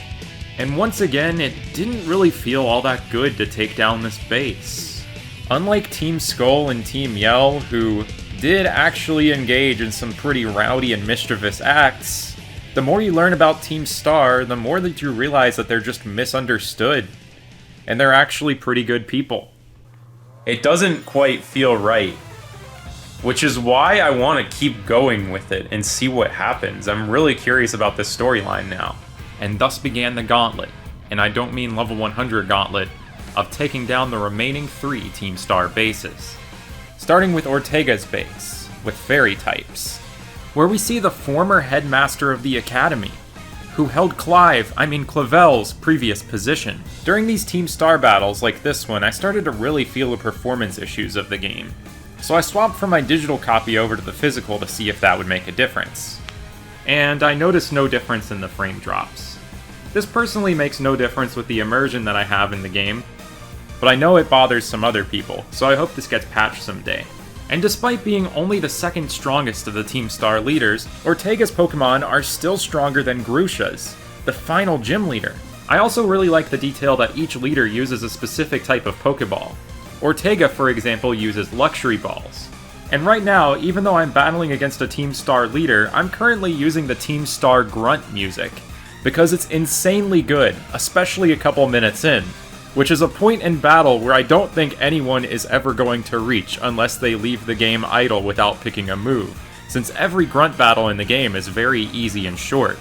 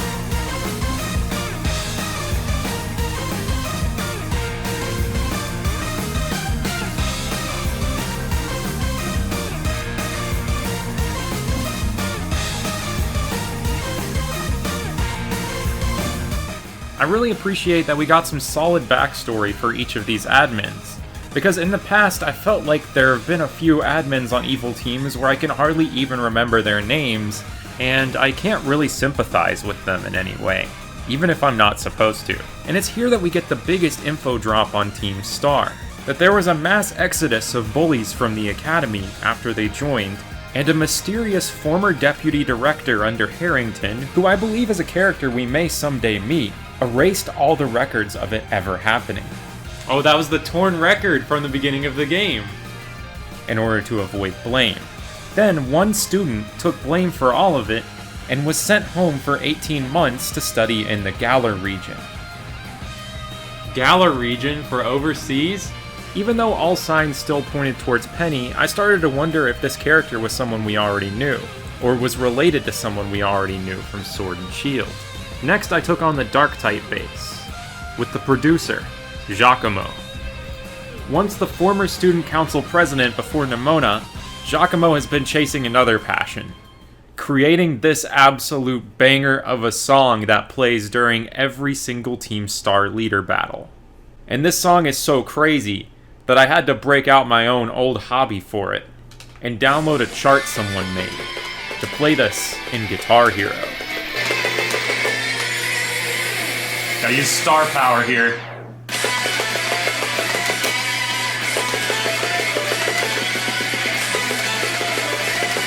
What I think is so cool about this theme is that it's considered to be what's called diegetic music. Music that actually exists and is being played within Universe thanks to the Starmobile speakers. And props to Giacomo on this one, he really killed it. Though I must admit, I will not be killing it in Clone Hero here. I won't even come close to 100%ing it. I'm so rusty on this game, and I didn't want to put forth the effort to try and 100% the solo.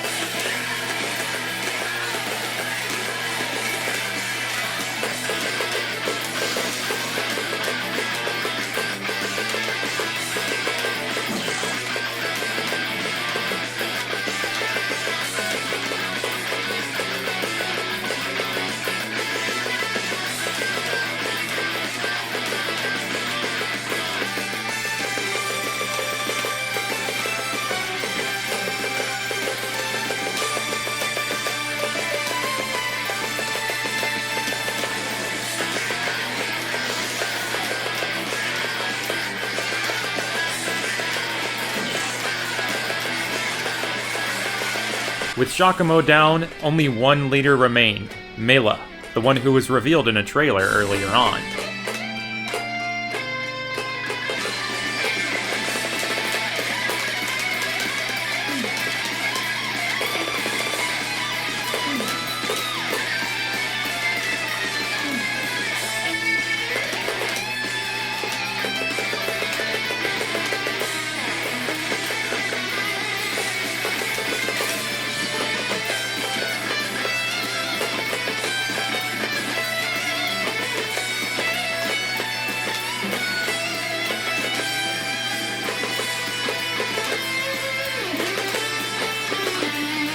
Star power, baby!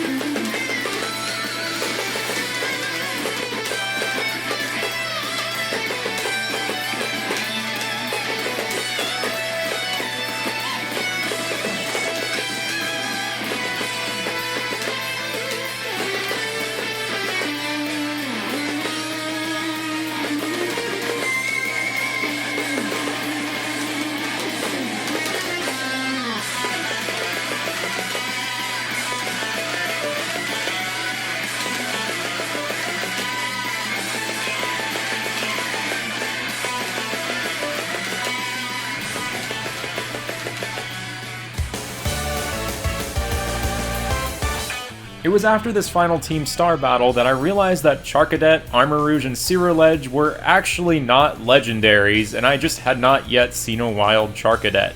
And if I had actually taken on Team Star in a logical order, I would have added one of these to my team far earlier. But now, with all 5 taken down, we got a mission to meet the big boss, Cassiopeia themselves. And big shocker, Cassiopeia is the boss, whoever saw that coming.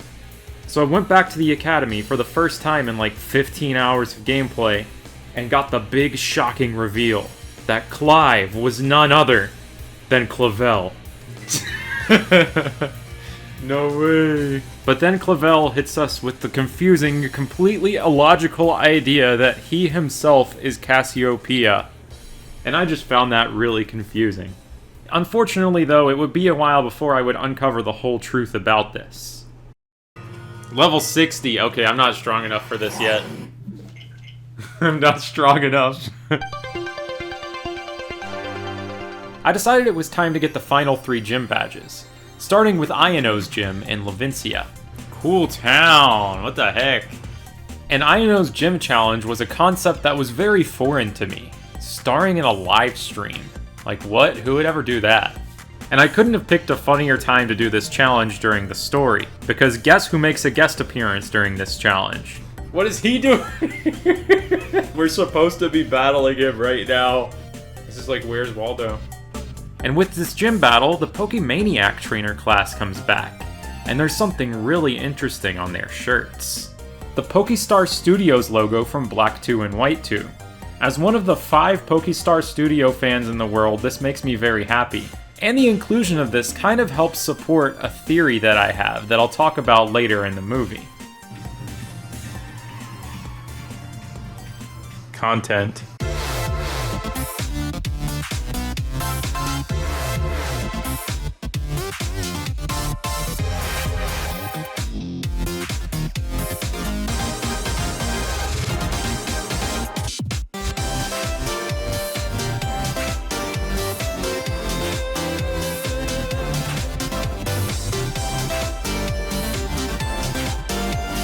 At this point I knew that the last Pokemon that was going to be sent out was going to be a different type and terrestrialized to be the gym leader's forte. But even then, I still hesitated before using a normal move on this Mismagius.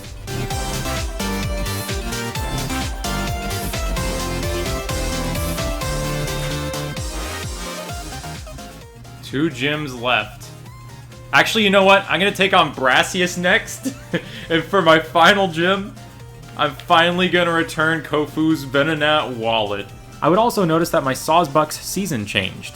Every time you reboot the game with it in your party, it'll change seasons based off of where you last saved. I want to spin these so badly. And for this gym, we have to play Sunflora Hide and Seek.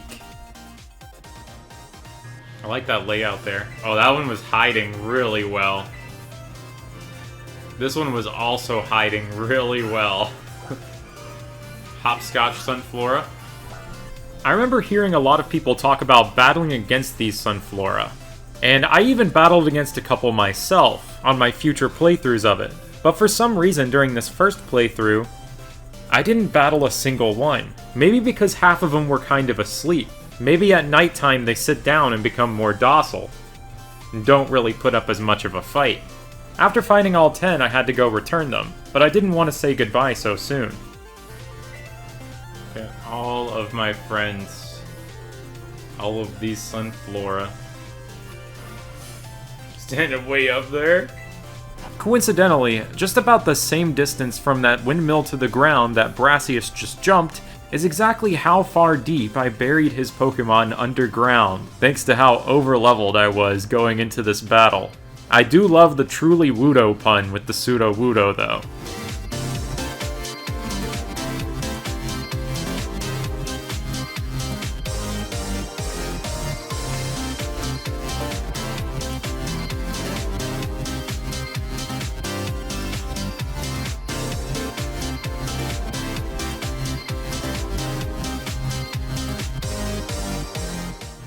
I have 17 points marked off on the map, with 1 remaining.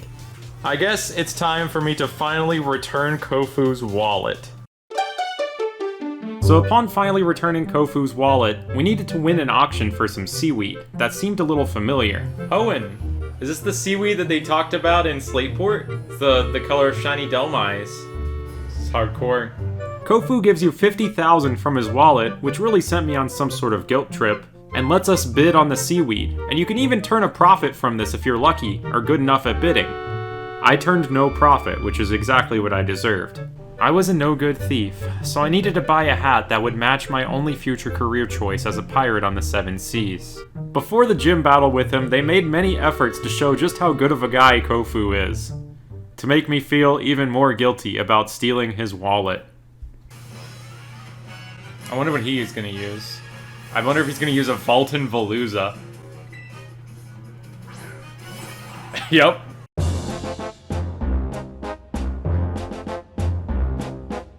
Well, it's a little anticlimactic, but this is the final battle of the 18 main badges in this game, before we get into the real juicy stuff. I wasn't really gaining much EXP from these battles either, meaning I was still not fully prepared to take on Clavel yet, nor the final battles of the other 2 story paths. I knew I needed some extra preparation, and I still deep down wanted a Gen 9 shiny on my team, even though I loved my shiny Sawsbuck.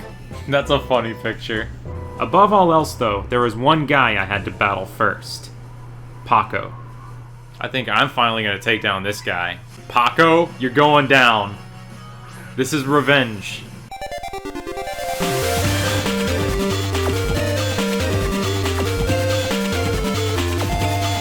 After taking out the Crocodile that caused a world of pain for my baby Fuecoco, Paco's next Pokemon was a Cyrilege, which made me want to get an Armarouge on my team even more.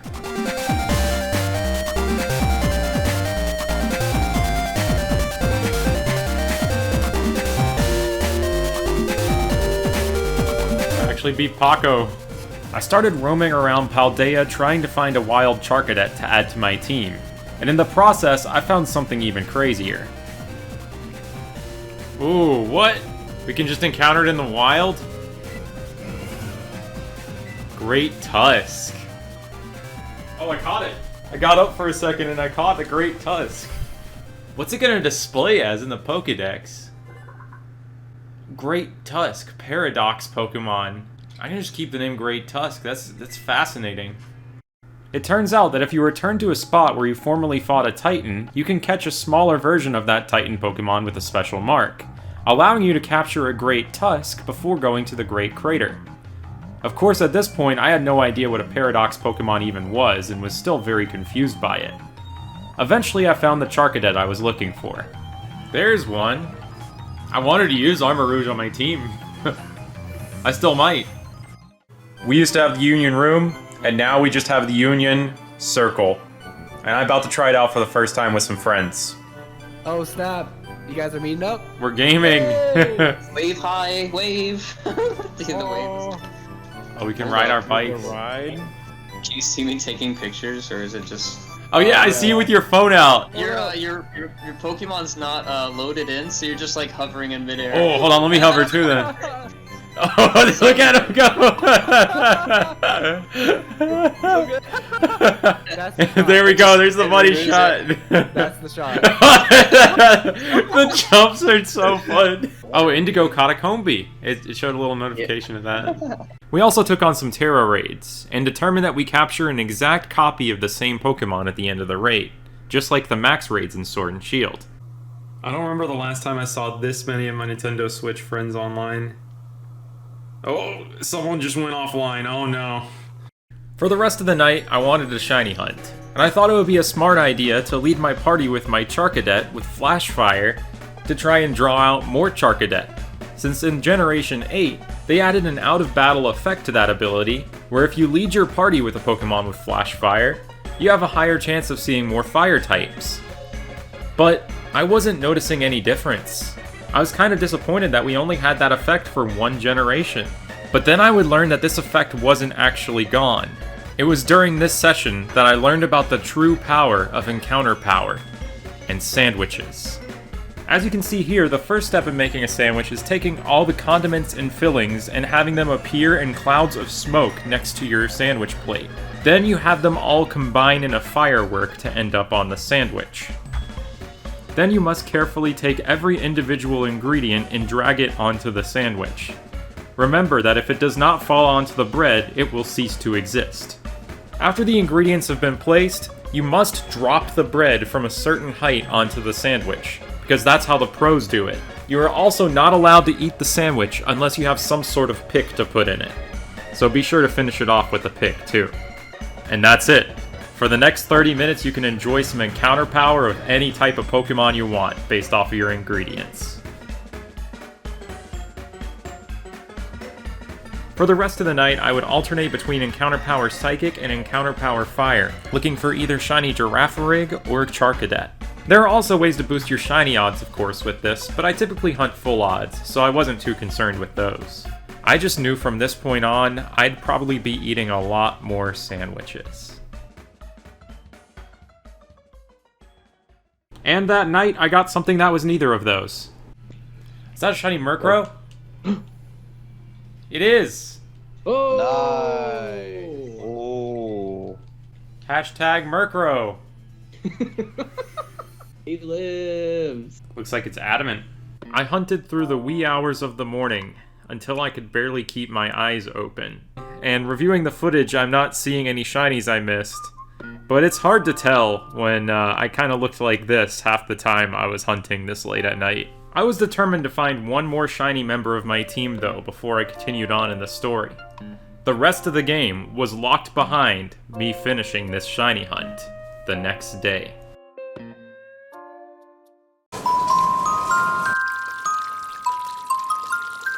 November 19th, day 3. Right now outside, I'd say conditions are a little bit less than ideal for fire types like Charcadet. I feel like the little flame on his head would be put out by all the rain. So while conditions may be less than ideal outside, in real life, this is perfect for me to sit down and hunt. Let's get a rainy day shiny. Also, I just checked my email and I have no idea what this is, but I'm gonna try entering this code on Mystery Gift because it's from Nintendo. I hope it's not something lame like a Pokemon, and I hope that it's something really cool, like 100 potions. 10 potions? That's even cooler than 100 potions! I really am gonna become the Sandwich King with the way that I'm hunting here. I know this isn't a sandwich, but we get the same effect as eating a sandwich. So what I'm gonna do is I'm gonna save right here, in front of this restaurant. I'm gonna slide into the door with style, gonna buy some Mapo Tofu, which is a dish that I've never tried before. And then for the next 30 minutes, we can hunt for Charcadet. Current meal power. Oh, now it's raining in game. Thankfully, the Charcadet seem to still be walking around, and they don't seem to be extinguished by these drops. Bear in mind, I went into this game without looking at any spoilers, and I didn't look at the shinies beforehand before I started hunting them. So I think it's almost a miracle that I noticed this one, my first phase for the hunt, just about an hour after I started hunting on day 3.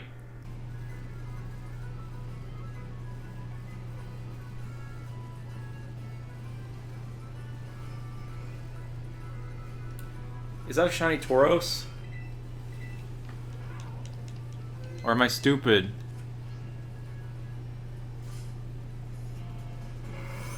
It is! It's a shiny Tauros! I'm not stupid! I thought that looked a little bit different! Crazy! It's like jet black, while the other Tauros are like grayish. That one is super subtle. Definitely very different from Cantonian Tauros, where it stands out a lot. Caught it. Sweet. It's a black bull, so I gotta name it Yami, after the guy from Black Clover. And it has a mark! I have no idea how to check it, or change it, currently. Alright, there's a normal Tauros. Shiny Tauros. It's a little bit of a switcheroo on this thing. Sleepy time Pokemon. Yami the Sleepy. I think finding that Tauros was my destiny. Because look at the shirt that I chose to wear today. I decided to keep going for Charcadet after this Tauros. And to also try Mapo Tofu for the first time in real life. There it is. Wasn't expecting this to be the culinary direction that a region based off of Spain takes me in, but I'm okay with it. It's time to try some Mapo Tofu for the first time. Alright, this is for Charcadet. Yo, it's pretty good. It really is kind of spicy. But it's that Sichuan spice. I really enjoyed the Mapo Tofu. And I also really enjoy statistics when it comes to shiny hunting. And up to this point, I hadn't been keeping track of the number of Pokemon I had seen during my first 2 shiny hunts. So I wanted to start keeping track of things, starting out with trying to see how many Pokemon I can see in a single span of 30 minutes. However, unfortunately I wouldn't get very good data for this, because this happened right off the bat. Soon.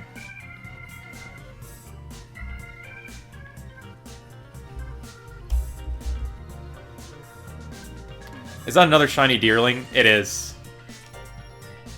Right as I was starting to count encounters, 106 encounters into this run. Second shiny Deerling. Second autumn shiny Deerling. Yeah! Phase 2 for Charcadet. Critical capture. Again! What's up with me critical capturing Deerling? The only things I've critical captured. Does not have any title. Let's keep going. After determining I would see somewhere between 600 and 800 Pokemon per Mapo Tofu, this happened. No, that's a shiny! Shiny Charcadet! The blue eyes! That was third phase after exactly 2007 encounters. I actually counted that phase. It was kind of painstaking mashing the button with everything that I see. Caught it in a timer ball. That's cool too. It really took me a second to register what I was even looking at there. That's the crazy thing about hunting in this game. I kind of love it, honestly. With this Charcadet named Megaman.exe, I had my final team, and I just needed to figure out how to evolve this thing. My first real target of this game. I really did have to keep my eyes peeled for that. So I looked up how to evolve this thing, and it's pretty weird. We're gonna have to take on a lot of mirrors. And by mirrors, I mean bronze mirrors, Bronzor. And collect a certain item with these Bronzor, so we can make our Mega Man mega cool. Oh, there's Mario! I found Super Mario in this town! Maybe that was Chris Pratt. Fancy a trade?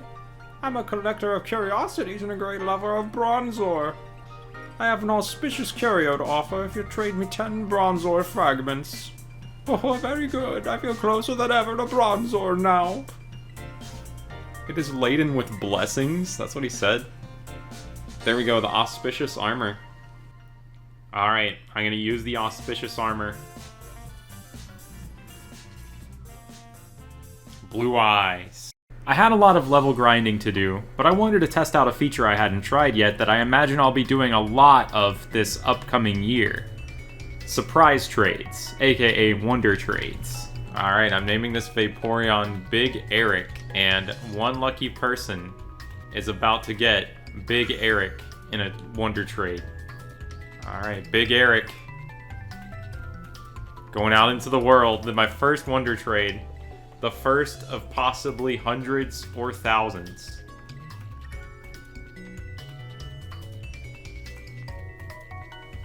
Completed. That's insanely fast. That's instant. I am just on my phone.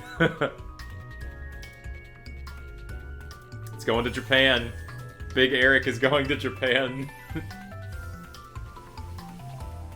I'm getting a Zangoose. That's cool. I hadn't seen one of those yet. Alright, so it's almost midnight and it finally stopped raining. So I'm going for my first walk of the day.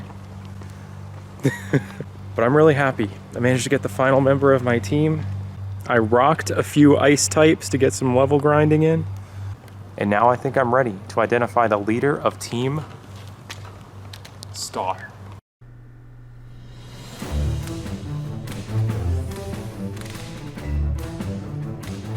I was finally ready to fight Clavel now, who I still was not convinced was actually Cassiopeia.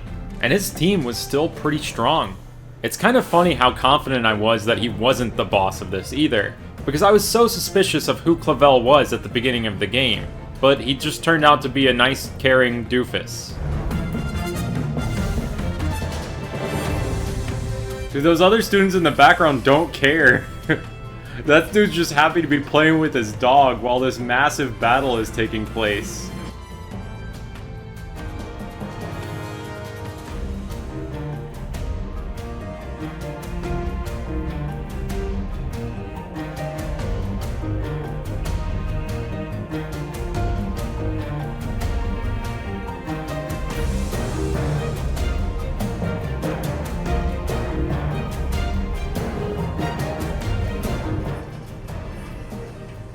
Psyduck just walking past this battle. 3 days in, I was still somehow unspoiled on what his ace was. And I had no idea. What is that? I have no idea what this guy is about to send out. I don't even know how to say that. Quaquaval? I don't know, I'm just gonna send out my deer.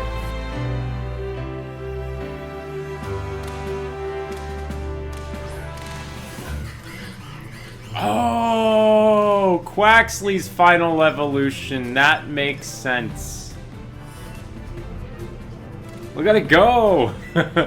Exactly as I had predicted, Quaxly's final evolution is water fighting. But since it gets terastallized here, it becomes pure water.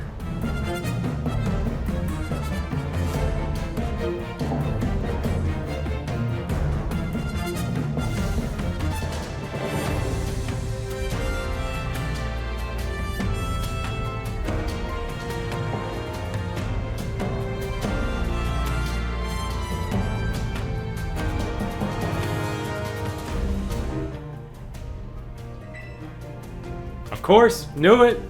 I was told to go to the schoolyard to battle the real Cassiopeia. Penny, knew it. She a member of Organization 13? Penny created Team Star in order to stop the bullying that was going on at the school. And the incident 1.5 years ago worked too well.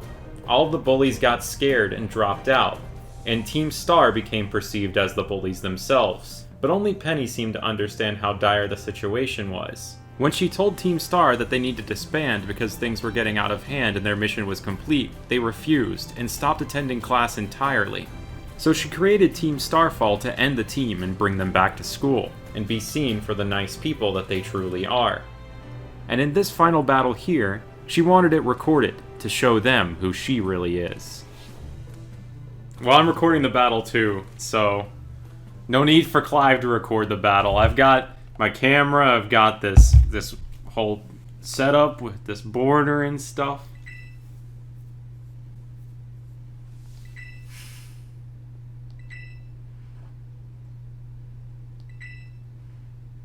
Does she get a cool car? She does not get a cool Starmobile. But she gets one of the craziest themes in the whole game, all thanks to Giacomo, probably. Oh, she uses the evolutions! That's cool. Now I'm gonna intentionally not speed up the beginning of this fight. I just had a very natural reaction to this music. This music is insane. And I'm not afraid to show my natural reaction to this music either. After all, Penny is one of the first Pokemon characters to canonically ever say the word cringy.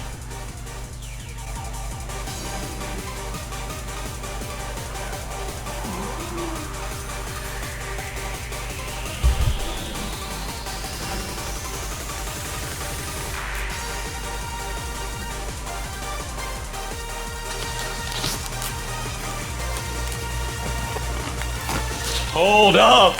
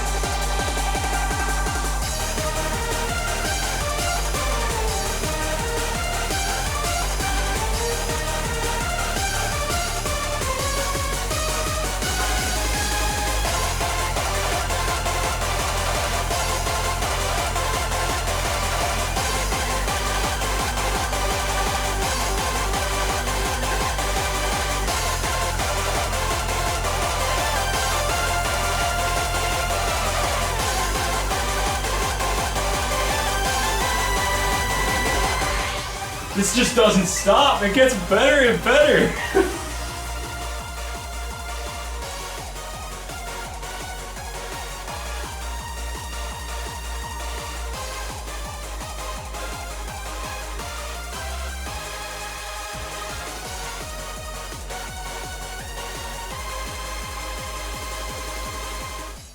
I had to get in a workout somehow today.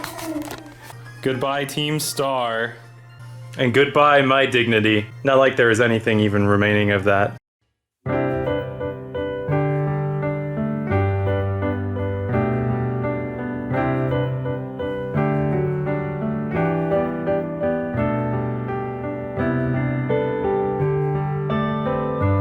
How did she not know?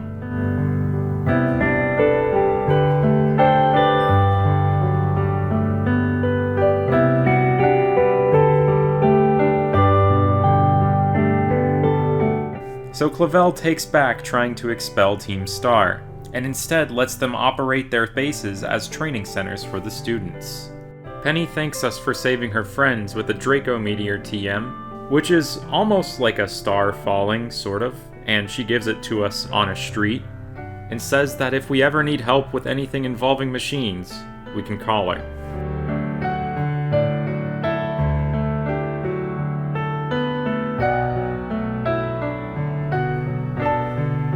Man, all that for the Draco Meteor TM. Alright, lighthouse time.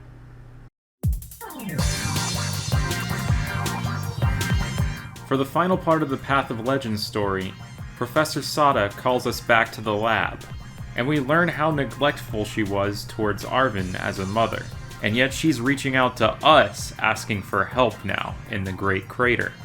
It's really hard to read what exactly her tone is with this, wanting us to carry out the final step of her research. And she needs the Scarlet Book, where Arven got his info about the Herba Mystica from. It was here that I realized that I didn't just get Draco Meteor from finishing Starfall Street. I also got Penny's help in this mission. And Arven wants a final battle with us, to see if we're ready to take it on. Let's explore this lab. I'm interested here. Oh, little Mastiff's bed. Oh, I don't want to read any more of those. And Arven's gonna battle us with the Mabostiff that we saved. Using the same battle theme whenever we just fought his Squavit at the beginning of the game, we can see how far Arven's come on his journey, and how wrong so many of our first impressions of him were. I was thinking that he was just gonna be the typical rival who's kind of a jerk, who's really mean and vitriolic the whole game, but boy was I wrong. Using this same battle music really recontextualizes how we think about that fight at the beginning of the game. Garganical? Oh, Knuckle, Salt. It's gonna be the big Minecraft guy. I haven't seen this one yet. Cool! I like that thing. That first battle with Arven at the same lighthouse was not someone who was annoyed that we were pestering him. It was someone seeing a Pokemon that evoked some very dark memories, and he wanted nothing to do with it. All while still dealing with his own personal struggle, trying to get Mabosstiff back to health, an endeavor in which he had received no help from his own neglectful mother, who was too absorbed in her research of the very Pokemon we brought to him that day. He was so alone trying to search out these answers that he ended up resorting to some mystical herbs that were described in a science fiction book, and we were just the first person to hear him out. And thanks to that, look where we're standing now. He went from having just one Squavit to having a full powerful team of Pokemon, including his miraculously recovered Mabosstiff, that almost swept my whole team.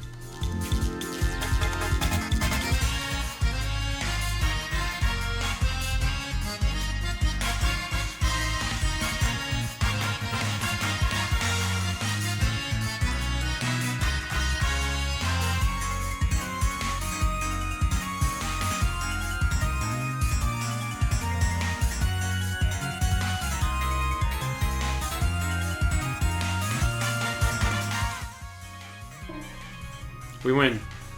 But before we can advance into the crater, we need a champion rank trainer and someone with crazy tech skills with us. Ah, I see. This is the story we have to do last. Okay, going into the crater is post-game. So now we have to win the Pokemon League. At this point, I was still under the impression that the credits would roll as soon as I finished the Pokemon League, like most other games. I made my way to the first place I went after starting the treasure hunt. A building shaped like a compass, curiously not pointing north, but directly at the Great Crater of Paldea. And I took on the Champion Assessment Interview, where you're asked a lot of questions. I said that Grusha was the gym leader that gave me the most trouble because he was the only one that I had to go back and defeat later after first stumbling upon him. I passed first try with flying colors, and then it was time to face off against the Elite Four.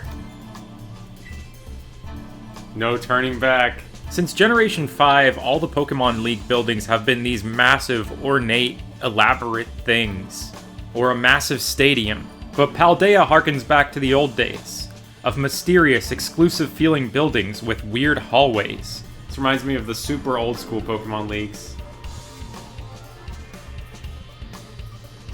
Of course, Rika's the first one.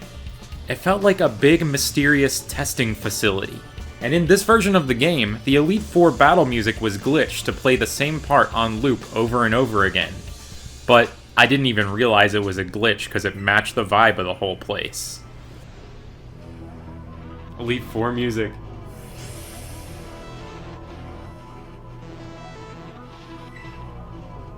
Am I gonna have to get up and dance again? At first, I really just kept waiting for the actual music to kick in, because it all felt like a build-up to something. I could feel the suspense. So many songs in this game are so long before they actually loop, or have special bridges like all the Team Star music, that I was just waiting for it to kick in. Or I was thinking maybe for each individual Elite Four battle, it would add more instruments to the song as a big build-up to the champion or something. I didn't even once question that the song was actually glitched, and it would take me a few days to learn that there was actually anything going on with it. I just fought the ground-type expert Rika, wondering how the music would go next. This music glitch has been officially patched out now, so it should no longer occur unless you're playing on an earlier version of the game. And even if you are, if you reset the game after taking on one of the Elite Four members, it'll play the normal variant of the music instead of the glitched loop.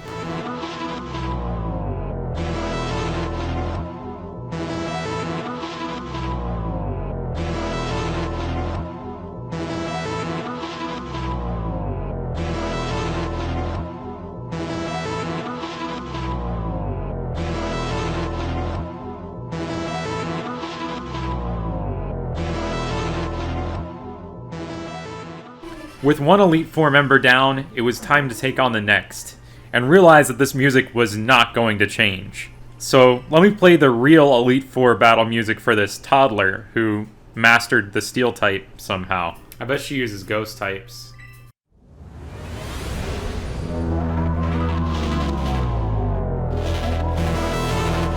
Steel? Steel type?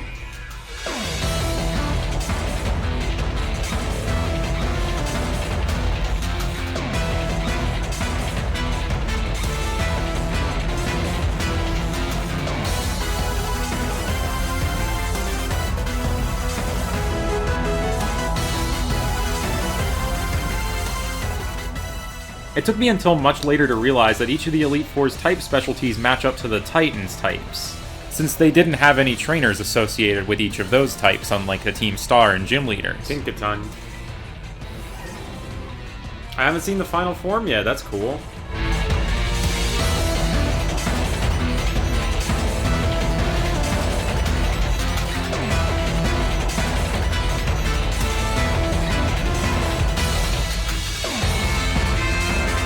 I personally never could have predicted who was the next Elite Four member. Larry? Larry's an Elite Four member too? The first gym leader I fought? No way, dude. Oh yeah, I forgot, he does work for the Pokemon League, they said. Let's fight Larry again.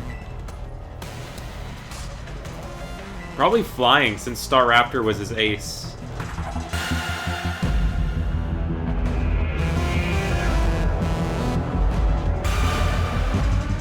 I'd say Flying type is a pretty fitting type for a business guy like Larry, because some of the most bored, miserable-looking people I have ever seen have been the business people in suits at airports and on airplanes. Also, normal flying is one of the most common type combinations in all of Pokemon, being even more abundant than just some single types. It's pretty neat to see his former ace from his gym, Staraptor, just being another member of his team here.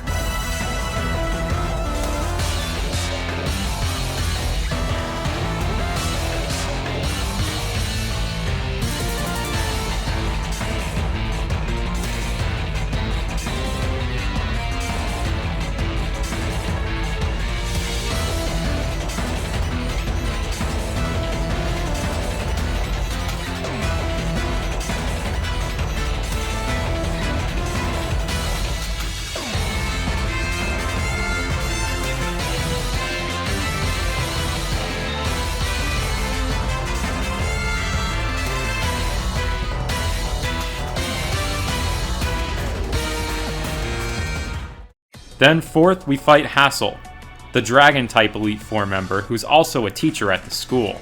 I did not go to the school at all over the course of the game, where you can take classes and become more acquainted with each teacher. This was something that I would only do later in the post-game.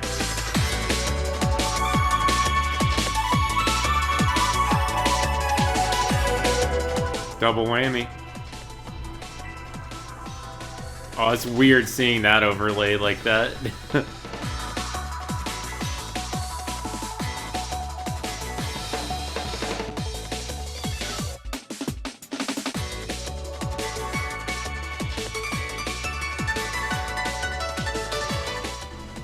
Baxcalibur. Now this is one I have not seen. Is this the new pseudo-legendary? What? What on earth is that? I'm imagining it's probably steel. Oh, it's gonna be pure dragon. Dang it.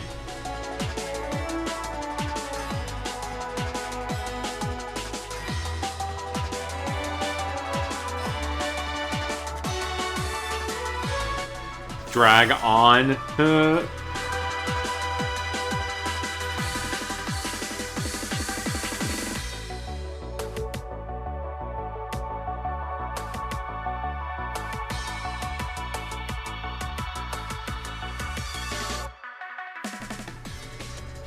Then, at the very top of the building, it was time to battle the top champion, Geeta, who says she's incapable of holding back in battle. But much like how the Pokemon building doesn't truly point north, I wonder if this is some sort of a bluff. I'll explain what I mean by this in a moment, but Geeta's a real anomaly of a champion. A very mysterious character. Cool music. Also, just like the Elite Four, unfortunately her battle music was also glitched to loop this part over and over again.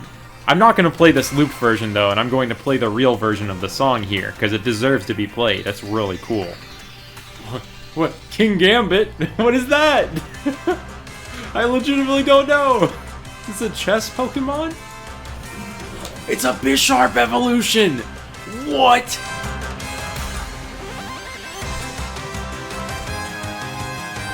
That is so cool! It's like a Shogun! Now, going back to why Geeta is a bit of an anomaly of a champion, is that the definition of a champion in Paldea is so different from what it was in previous regions. She's not the strongest trainer of all time in the region like Leon was. She's more like a gold standard of what a champion class trainer should be. So she's not undefeated or undefeatable. In fact, we know Nemona has already defeated her and become a champion herself.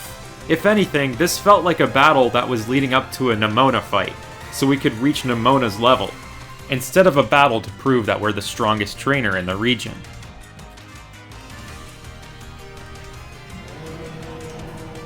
Glimmora? Okay, I'm not sure what this one is, either. Real crazy thing about a champion battle is when they send out a Pokemon you don't even know. What is that? Floating flower thing? So it turns out her ace, Glimmora, is a Pokemon with very interesting lore related to the Great Crater.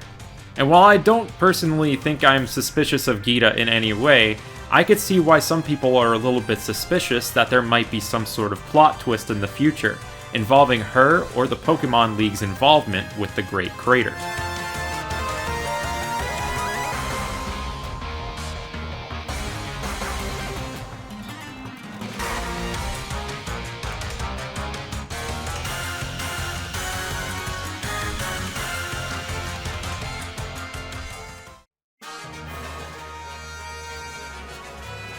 Well, we're champion class now.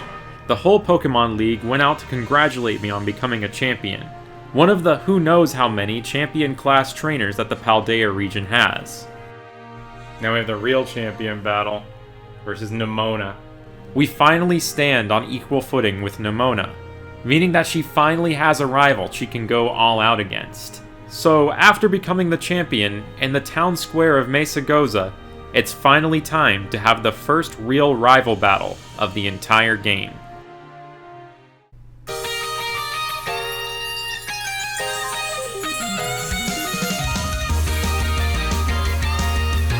This music!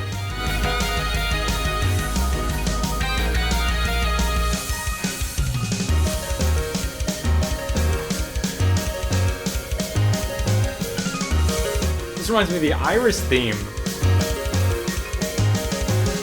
Going from the glitched Elite Four and Champion music that was just so subdued on an endless loop to this theme was crazy. This is what the whole game was leading up to, or at least that's what I thought, because I was almost certain that the credits would roll immediately after this battle.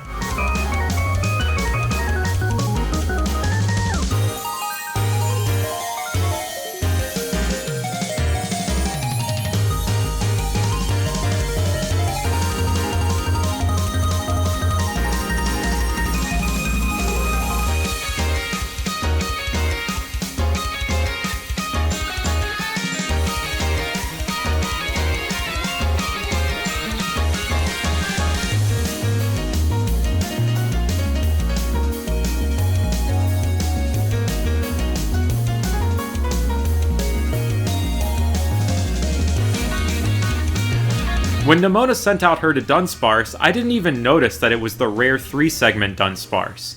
I didn't even know this existed at the time. I was just happy to have a double to Dunsparce duel. I really love the concept of Nemona as a character. Someone who's already reached the top. Not through random talent, but through very hard work that most people don't see. And you can tell how long she's been waiting to find a battle where she can really go all out, without feeling bad about it.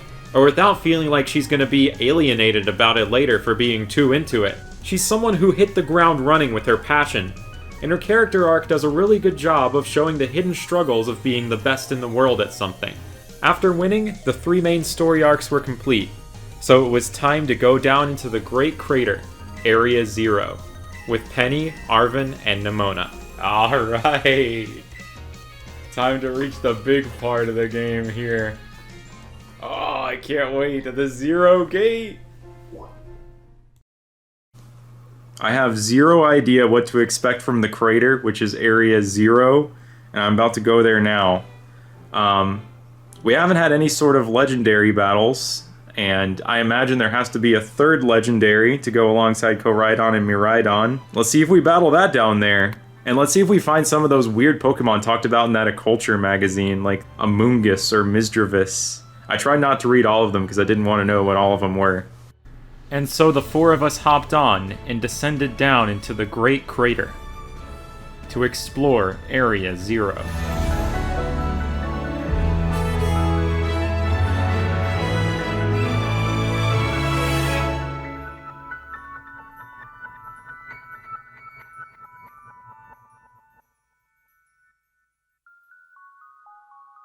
Area Zero is one of the craziest places I've ever been in a Pokemon game. It feels like a place that no humans should be, a lot like Cerulean Cave in the Kanto region. And it has the same kind of mysterious and terrifying beauty as the Distortion World in the Sinnoh region, with mysterious crystalline particles in the air, and nature running its course through old human labs that were once there. Even Koraidon is too afraid to stay outside of its Pokeball here. We have to go down through the crater and disable 4 different locks in order to reach Professor Sada. And the journey has some of the best storytelling I think Pokemon has ever done, exploring this massive, mysterious area with constant dialogue between your friends the whole way down. However, my least favorite bit of storytelling in this game is the fact that flying taxis can apparently come down here and swoop you up at any time. I feel like this kind of ruins the whole off-limits part of this crater, but I guess with cabbies as strong as Cabby Paco with the Crocodile, they can handle it. Music's crazy. And we're attacked by a few wild Pokemon on the way down here, starting with a Glamora. Ooh. Of course, Glamora happens to be Gita's ace, and it is pretty interesting that it's the first one to attack us down here. And in these tag battles, we get the opportunity to fight alongside our friends. As we continued descending into the crater, Arven started talking about his mother, and how he hadn't actually heard from her in years before she suddenly reached out to us. Hearing this had me thinking. Oh, we're not talking to Professor Sada. We're 100% not talking to her. We're talking to something else. Oh my gosh. Eventually there was another battle, this time with a new Pokemon entirely. What the heck is that? What am I looking at? It's Bigglypuff. I wonder if this has a name like Great Tusk did. Screamtail. I like the generic code names these things have. It's super cool. Arven would then break out the Scarlet Book, which is something that I still didn't realize you could read at any time in the library in the school. And Sada explained that these Pokemon were supposedly from the ancient past from a time machine that she created. It's like Fossil guys. Arven then entrusted us with the Scarlet Book. It's just like the cover of the game. Arven and I would take on another Great Tusk like old times. And by old times, I mean 2 days ago. The lighting also played a crazy trick on my eyes, too. Is that a shiny Bisharp? No way, shiny Bisharp! No, it's not! Oh, Misdreavus. Fluttermane. Cool. In the final research station, the ruined one, something really freaky happened.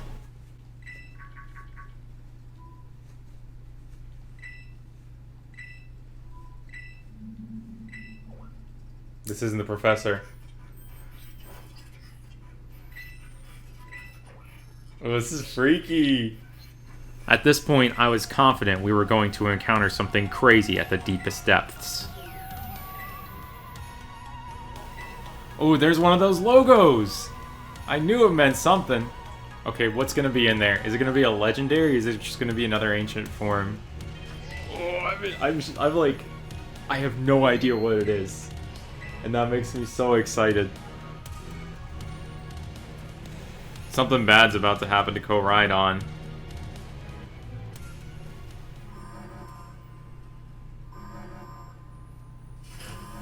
This is gonna be how we're gonna have to battle it. Alright, what's inside? The other one. So there's a second Koraidon, and it does not get along with ours. Before things get nasty though, it retreats back inside the lab, and sends out some more ancient Pokemon to attack us. Oh, there's the Amoonguss! Brute Bonnet. Arven decides to fight off all of the Pokemon to let us go inside, and Mabostiff will turn shiny for a second because of the lighting, and we go in to see what's actually there.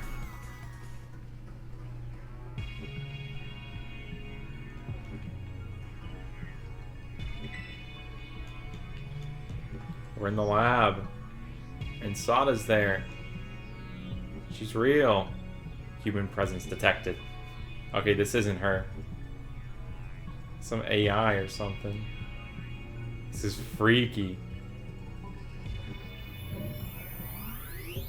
I thought she looked robotic when she spoke earlier. Master Ball? The AI Professor Sada reveals to us that the real Professor Sada is dead from the accident that destroyed Research Station 4, trying to save our Koraidon. She jumped in front of our Koraidon to save it, and paid the ultimate price. And now this AI Sada wants us to shut down her time machine once and for all. This is crazy. And with a picture of Arven and Maschiff up on the board, there's a chance that she might have once actually cared about him. AI Sada tells us that she exists thanks to the crystals that make up the Great Crater, able to go beyond the current bounds of human technology. And these crystals are also likely the reason why the supposed time machine exists. Though I will say, time machines are within the bounds of human technology in the Pokemon world. At least for Bill. I could only find myself repeating one sentence as I learned all of this. Oh, this is crazy. It's kind of crazy that we already had a game called Pokemon Crystal, because I feel like that would be a very apt title for this game. The professor's favorite childhood story, The Scarlet Book, is the key to finally stop the time machine, but the AI warns us. We'd have to battle against her first. Oh, this is gonna be crazy. I placed the book, getting ready for the final battles of the game.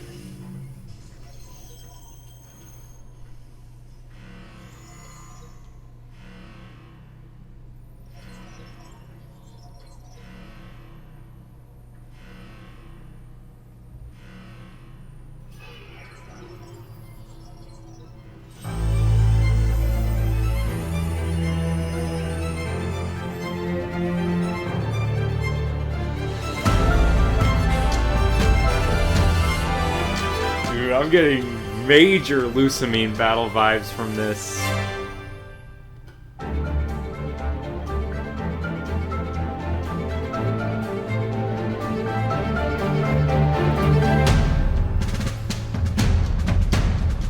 This is crazy!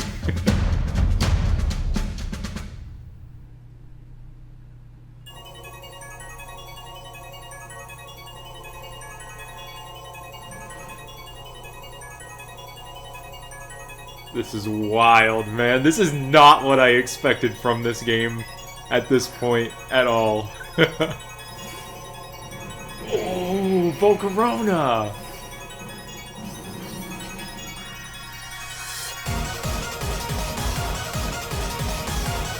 This is some Toby Fox right here. The final battle of the game is not versus a champion, not versus a human being, but versus an AI. Unwillingly carrying out the will of a dead professor who didn't care about destroying the world in order to see her dream come true. This is one of the... It said Professor Sada there, not AI Sada. And above all else, you're fighting against these strange ancient Pokemon, or supposedly ancient Pokemon that feel like they shouldn't exist, many of which you'll see for the first time. In fact, Sada may have summoned one of these Pokemon for the very first time before this battle with the Master Ball that was shaking. Sandy Shocks. Oh, what? God, that's so cool! I did not see Slitherwing, Sandy Shocks, or Sada's Ace at all in Area 0 before this battle. And I'm still not sure if they were intentionally locked behind this battle, like the Earthworm fight, or if I was just unlucky. But if you only can encounter them after this battle, I like to think that these Pokemon were summoned into existence for the very first time, just to defend the time machine here. And by the way, I don't personally think that this is a cut and dry time machine. I think it's something a little bit different, and I'm going to talk about my theory for that at the end of the movie. No matter what it is though, this is one of the most memorable final battles in Pokemon history, and I still can't believe that we have an endgame of this quality after the 18 badge adventure I had previously had.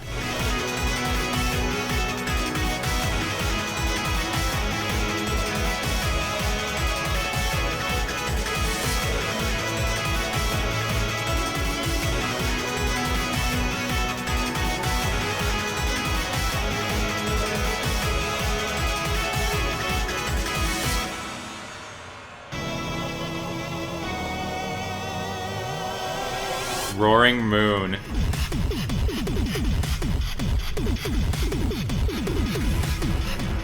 Oh! Ho, ho! Mega Salamence! I couldn't believe what I was looking at, and I couldn't believe what I was fighting either. I felt like I had my back up against the wall, and that everything was on the line for this battle.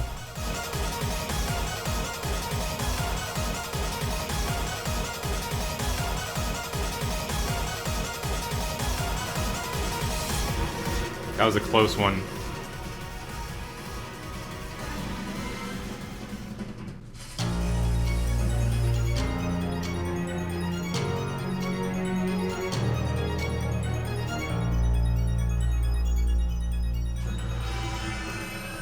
But things were not over. The friends showed up, and Arven questioned who this AI really was. The security system reactivated and prevented us from using our Pokemon. Oh, what? The AI began to gather an immense amount of terrestrial energy and started crystallizing. This was the plan of the Paradise Protection Protocol.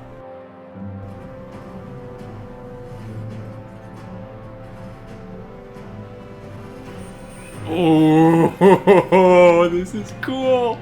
The words get jumbled around in a mysterious way, and for a brief second you can see that AI Sada has no intention of fighting anymore. And yet, something else entirely is still controlling her. And she sends out Koraidon to fight us, while we can't use our own Pokemon. We can't use any of our Pokemon, but Koraidon's gotta be registered to Sada, right? Koraidon's an option there. We could actually use it! And now we have an incredibly legendary battle. It's all totally scripted, but that doesn't stop it from being cool. We're not even catching a legendary here, because we've already had it since the beginning of the game.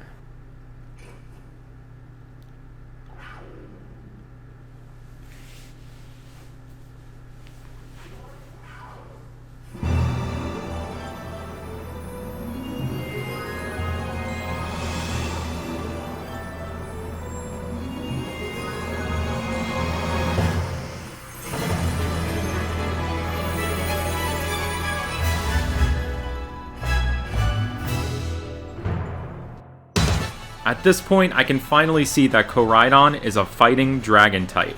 And here I also want to talk about the status of Koraidon as a legendary. On paper, it's just the Paradox form of Cyclizar, much like how Fluttermane is the Paradox form of Misdreavus. But what separates Koraidon from the other Paradoxes? Well, it's the one on the cover of the Scarlet Book that Sada cherished most. And it was the first one that she summoned back into this world. I'd say a lot of Koraidon's legend has to do in part with our journey with it, and the fact that it's the Pokemon that single-handedly saved the Paldea region.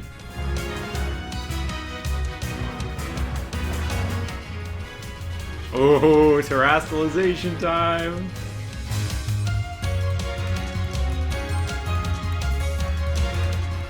Oh, we get an Omniboost so we outspeed it. Scripted. Also, unlike other legendaries with their own crazy encounter music, the music that plays here, this theme, is so prevalent in our adventure with it. It's not just Koraidon's theme, it's our theme. The Scarlet Book may have all been fiction, but in this moment, we created the legend of Koraidon.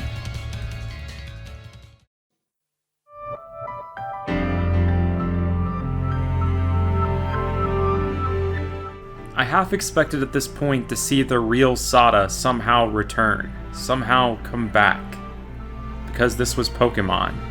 But instead of making it like the Lusamine situation where she suddenly makes a recovery or something, the AI Sada also decides to disappear from this world in order to truly stop the time machine.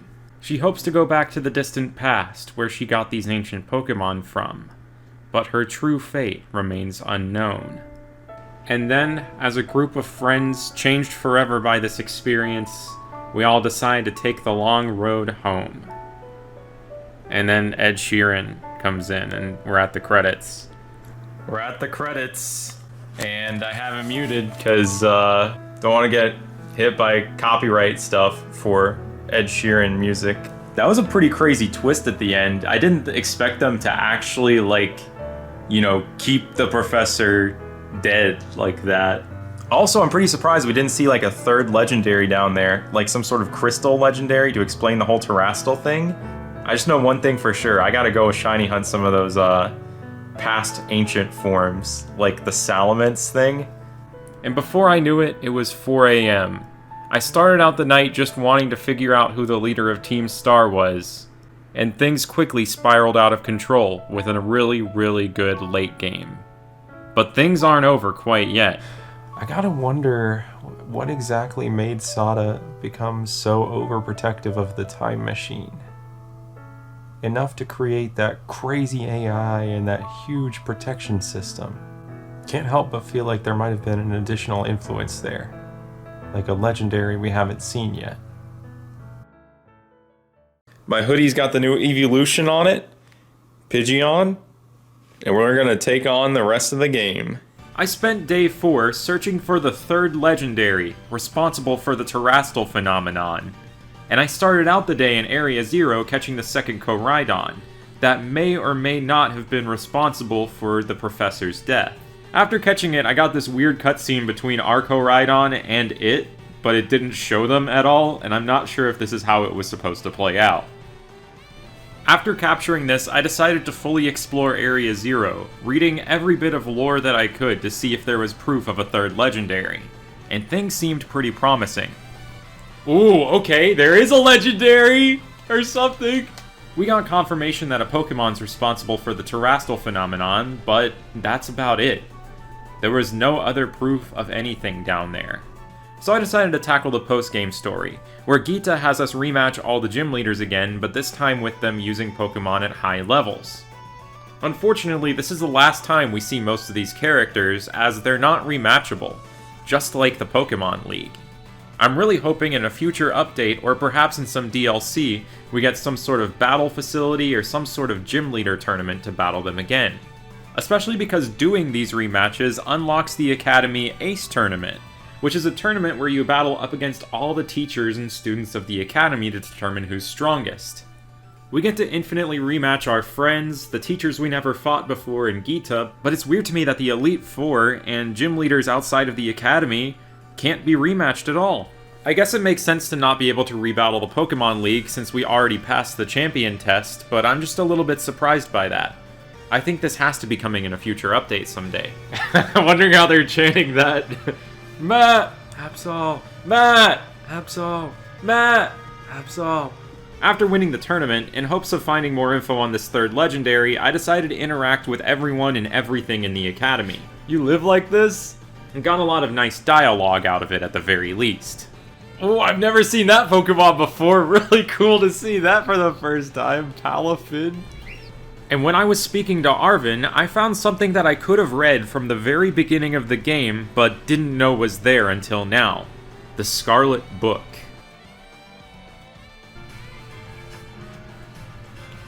Oh, this is the last legendary.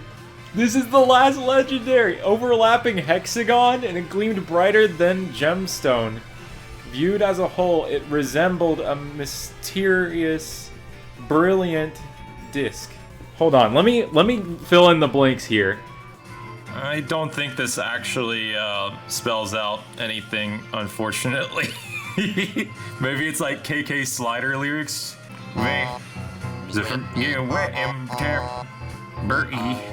And oddly, in every copy of the book, this page about the third legendary is blurry. Arvin points out how strange and paradoxical it is that these ancient Pokemon are described here that were supposedly brought by Sada's time machine. I keep saying this, but I can't wait to talk about my theory about this at the end of the movie, and what I think is next for the DLC of this game. Oh, we can read this whole book! Yes! The Great Crater of Paldea. A photograph of a spot where a survey team rested on day 2 of the expedition. Mysterious plates. Arceus? It's the symbols. An imagined Pokemon. Whoa! What? That's Entei! And with like Suicune's like thing. What? A phantom memory. Heath, our generous sponsor. About the author? Okay, that was interesting. With much to think about from the Scarlet Book, I realized that it didn't once mention this weird door that I found on day 2, nor did it mention the stakes that seemed to be related to it. I started to theorize what would happen with those. Got a little theory. These Pokemon of Ruin were like the greatest sandwich maker Pokemon of all time, and we're pulling their sandwich picks out of the ground to create legendary sandwiches. I might just be hungry right now. I spent hours tracking down the individual stakes for these 4 mysterious doors, and here's what I found behind door number 1. Alright, it is time. What is this gonna be? Let's do it. Finally made it here.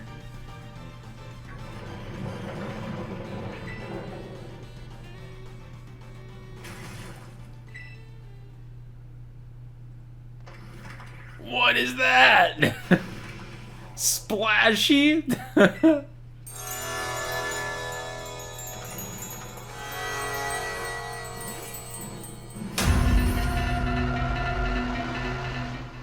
Chi-Yu. These creatures of ruin seem to have names based off of Chinese, and I didn't want to look them up because I was afraid of being spoiled on what the others looked like. So I took to Google Translate to try and figure out their names, and things didn't go so well. Chi-Yu. Chi-Yu. Chi-Yu. July. It turns out that Chi-Yu means jade fish, but I named it July anyway. Alright, what are we gonna fight this time? Is it gonna be another fish? Or is it gonna be something different? This is the Vessel of Ruin. Okay, this is not a fish. What? That thing is so cool! It's like a deer with a bowl on its head. That's where you put the sandwich. Ting Lu. Once again, I had difficulty translating its name, but it comes from Ding, which is a special type of vessel on its head, and Lu, for deer. Caught it! A goldfish that was beads. A deer that was a bowl. Let's see what this one is. Oh, that's cool! Ah, that's sick! That's the coolest one so far. Qian Pao, the Sword of Ruin. Chien Pao. And this doesn't mean giant, it means sword leopard. Got it. Alright, final legendary. Of the 4 from this, at least. The 4 of Ruin, or whatever. Oh, it's like a slug! Wo Chien. I see. I see. I was 0 for 4 on Google Translate. This one means snail bamboo slips. Got it. I found some mysterious pink stakes in the ground here. I imagine if I pulled these out, I might be able to summon an angry legendary land surveyor or something like that. I think I'll hold back on these and just pull the stakes in the Paldea region instead. After doing all the legwork to catch them all myself, I finally started taking classes at the school, and I learned that the history class tells us the entire story of these 4 ruinous Pokemon as a gift to the king from the east.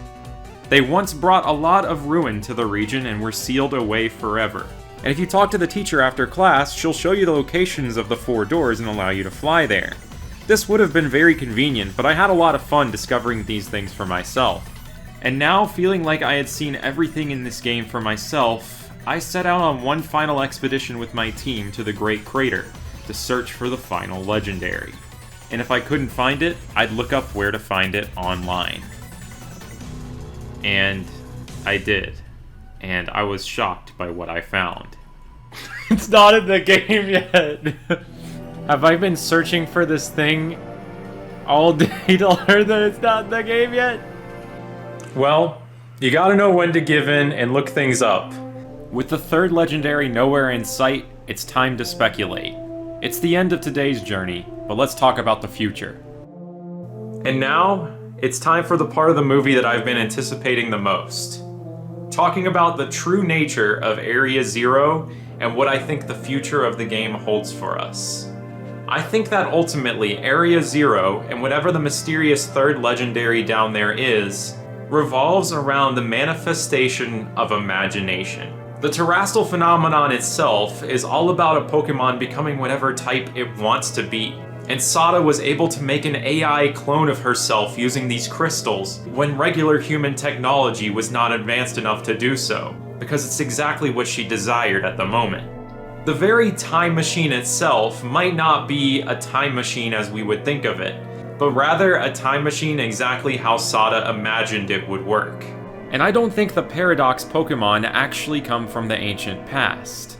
I think they're also Sada's imagination at work, from reading about ancient Pokemon in tabloids like the Occulture magazine, and the Tall Tales in the Scarlet Book.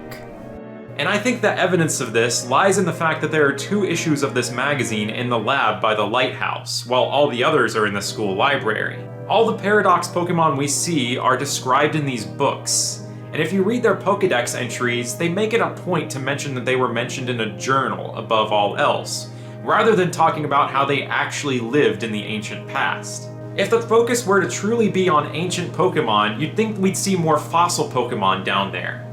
But there's not a single fossil Pokemon in the entire game, except for the ones that are on the wall in Sada's research lab.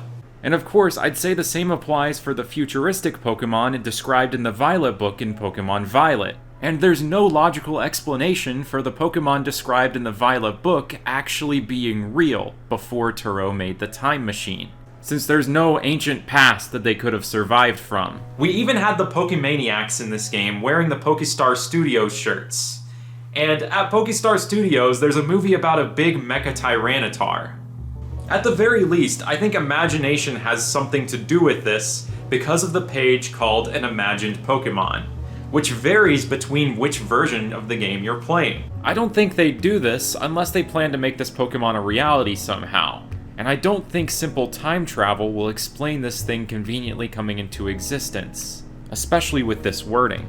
As for the 3rd Pokemon itself, I think it works very powerfully with the mind, because every copy of the Scarlet and Violet book seems to have all the information about it censored, as well as the professor's diary about it. This might not be a printing error as much as it is the Pokemon itself possibly altering our memories or our minds whenever we read its name. Since after all, we carry around a Terra Orb that uses this Pokemon's power to terrestrialize our Pokemon, so it's not too far-fetched to think that it might have some other effects on our mind. We already know that this Pokemon can toy with memory thanks to the Phantom Memory page of the Scarlet Book, where Heath doesn't recall writing down this weird page about hexagons, which seems to depict a Terra Shard and the crown that Pokemon wear when they terrestrialize. And then the Terra Orb in modern times was invented by Sada. She had to have encountered this Pokemon as well, and who knows just how under its control she was, to create such an elaborate system to protect her machine. And was there a reason that she didn't terrestrialize her Pokemon in these final battles? I have almost no doubt that we'll get some sort of DLC involving the Great Crater, and getting to the bottom of the mystery involving the terrestrial phenomenon. Now there's a part 2 to this, and I imagine this will be the second DLC. I spent the entire game trying to find hints at Black and White remakes, since Unova felt like the next logical region we'd be going back to. But instead, more signs pointed towards Kalos. Geographically, Paldea is just a stone's throw away from the Kalos region. The most logical place to put some DLC for this game would be in this shaded off section in the top right corner of the map, which is either South Kalos or something Kalos adjacent. But the lore of Kalos also has some weird similarities. The ultimate weapon in X and Y is a gigantic flower-shaped weapon made out of crystals. Sound familiar? I thought maybe for a second that the crater was the creation of this ultimate weapon, but history class told me that it's much older than 3,000 years old. This doesn't stop the similarities though. The third legendary seems to be very hexagon themed. And the third legendary of the Kalos region, Zygarde, has hexagons whenever you enter battle with it. I also find it fascinating that there are Paradox Pokemon based off of Mega Evolutions. And the one spot that they can be found down in the Great Crater is this room with this mysterious emblem on the ground, which I referred to as the Pac-Man earlier. I thought that this symbol would maybe be related to the 4 Ruinous Pokemon, but it might have something to do with Mega Evolution instead, and somehow tie together this region's lore with the Kalos region. Of course, this is all just pure speculation though, and I might be totally wrong. But there's no bigger reach than this next one. AZ's Eternal Flower Floet, which is not currently in the game's code, has a signature move called Light of Ruin, which is. And for the very first time since X and Y, they updated the move's description for some reason in this game. X and Y turned 10 years old in 2023, so I would not be shocked if we see a return to Kalos of some sort in this game. But anyway, that's all I got for now. I'm gonna try not to look at any leaks for the upcoming DLC and just see what happens with it. Because sometimes it's maybe more fun to leave things to the imagination. I'll see you next time.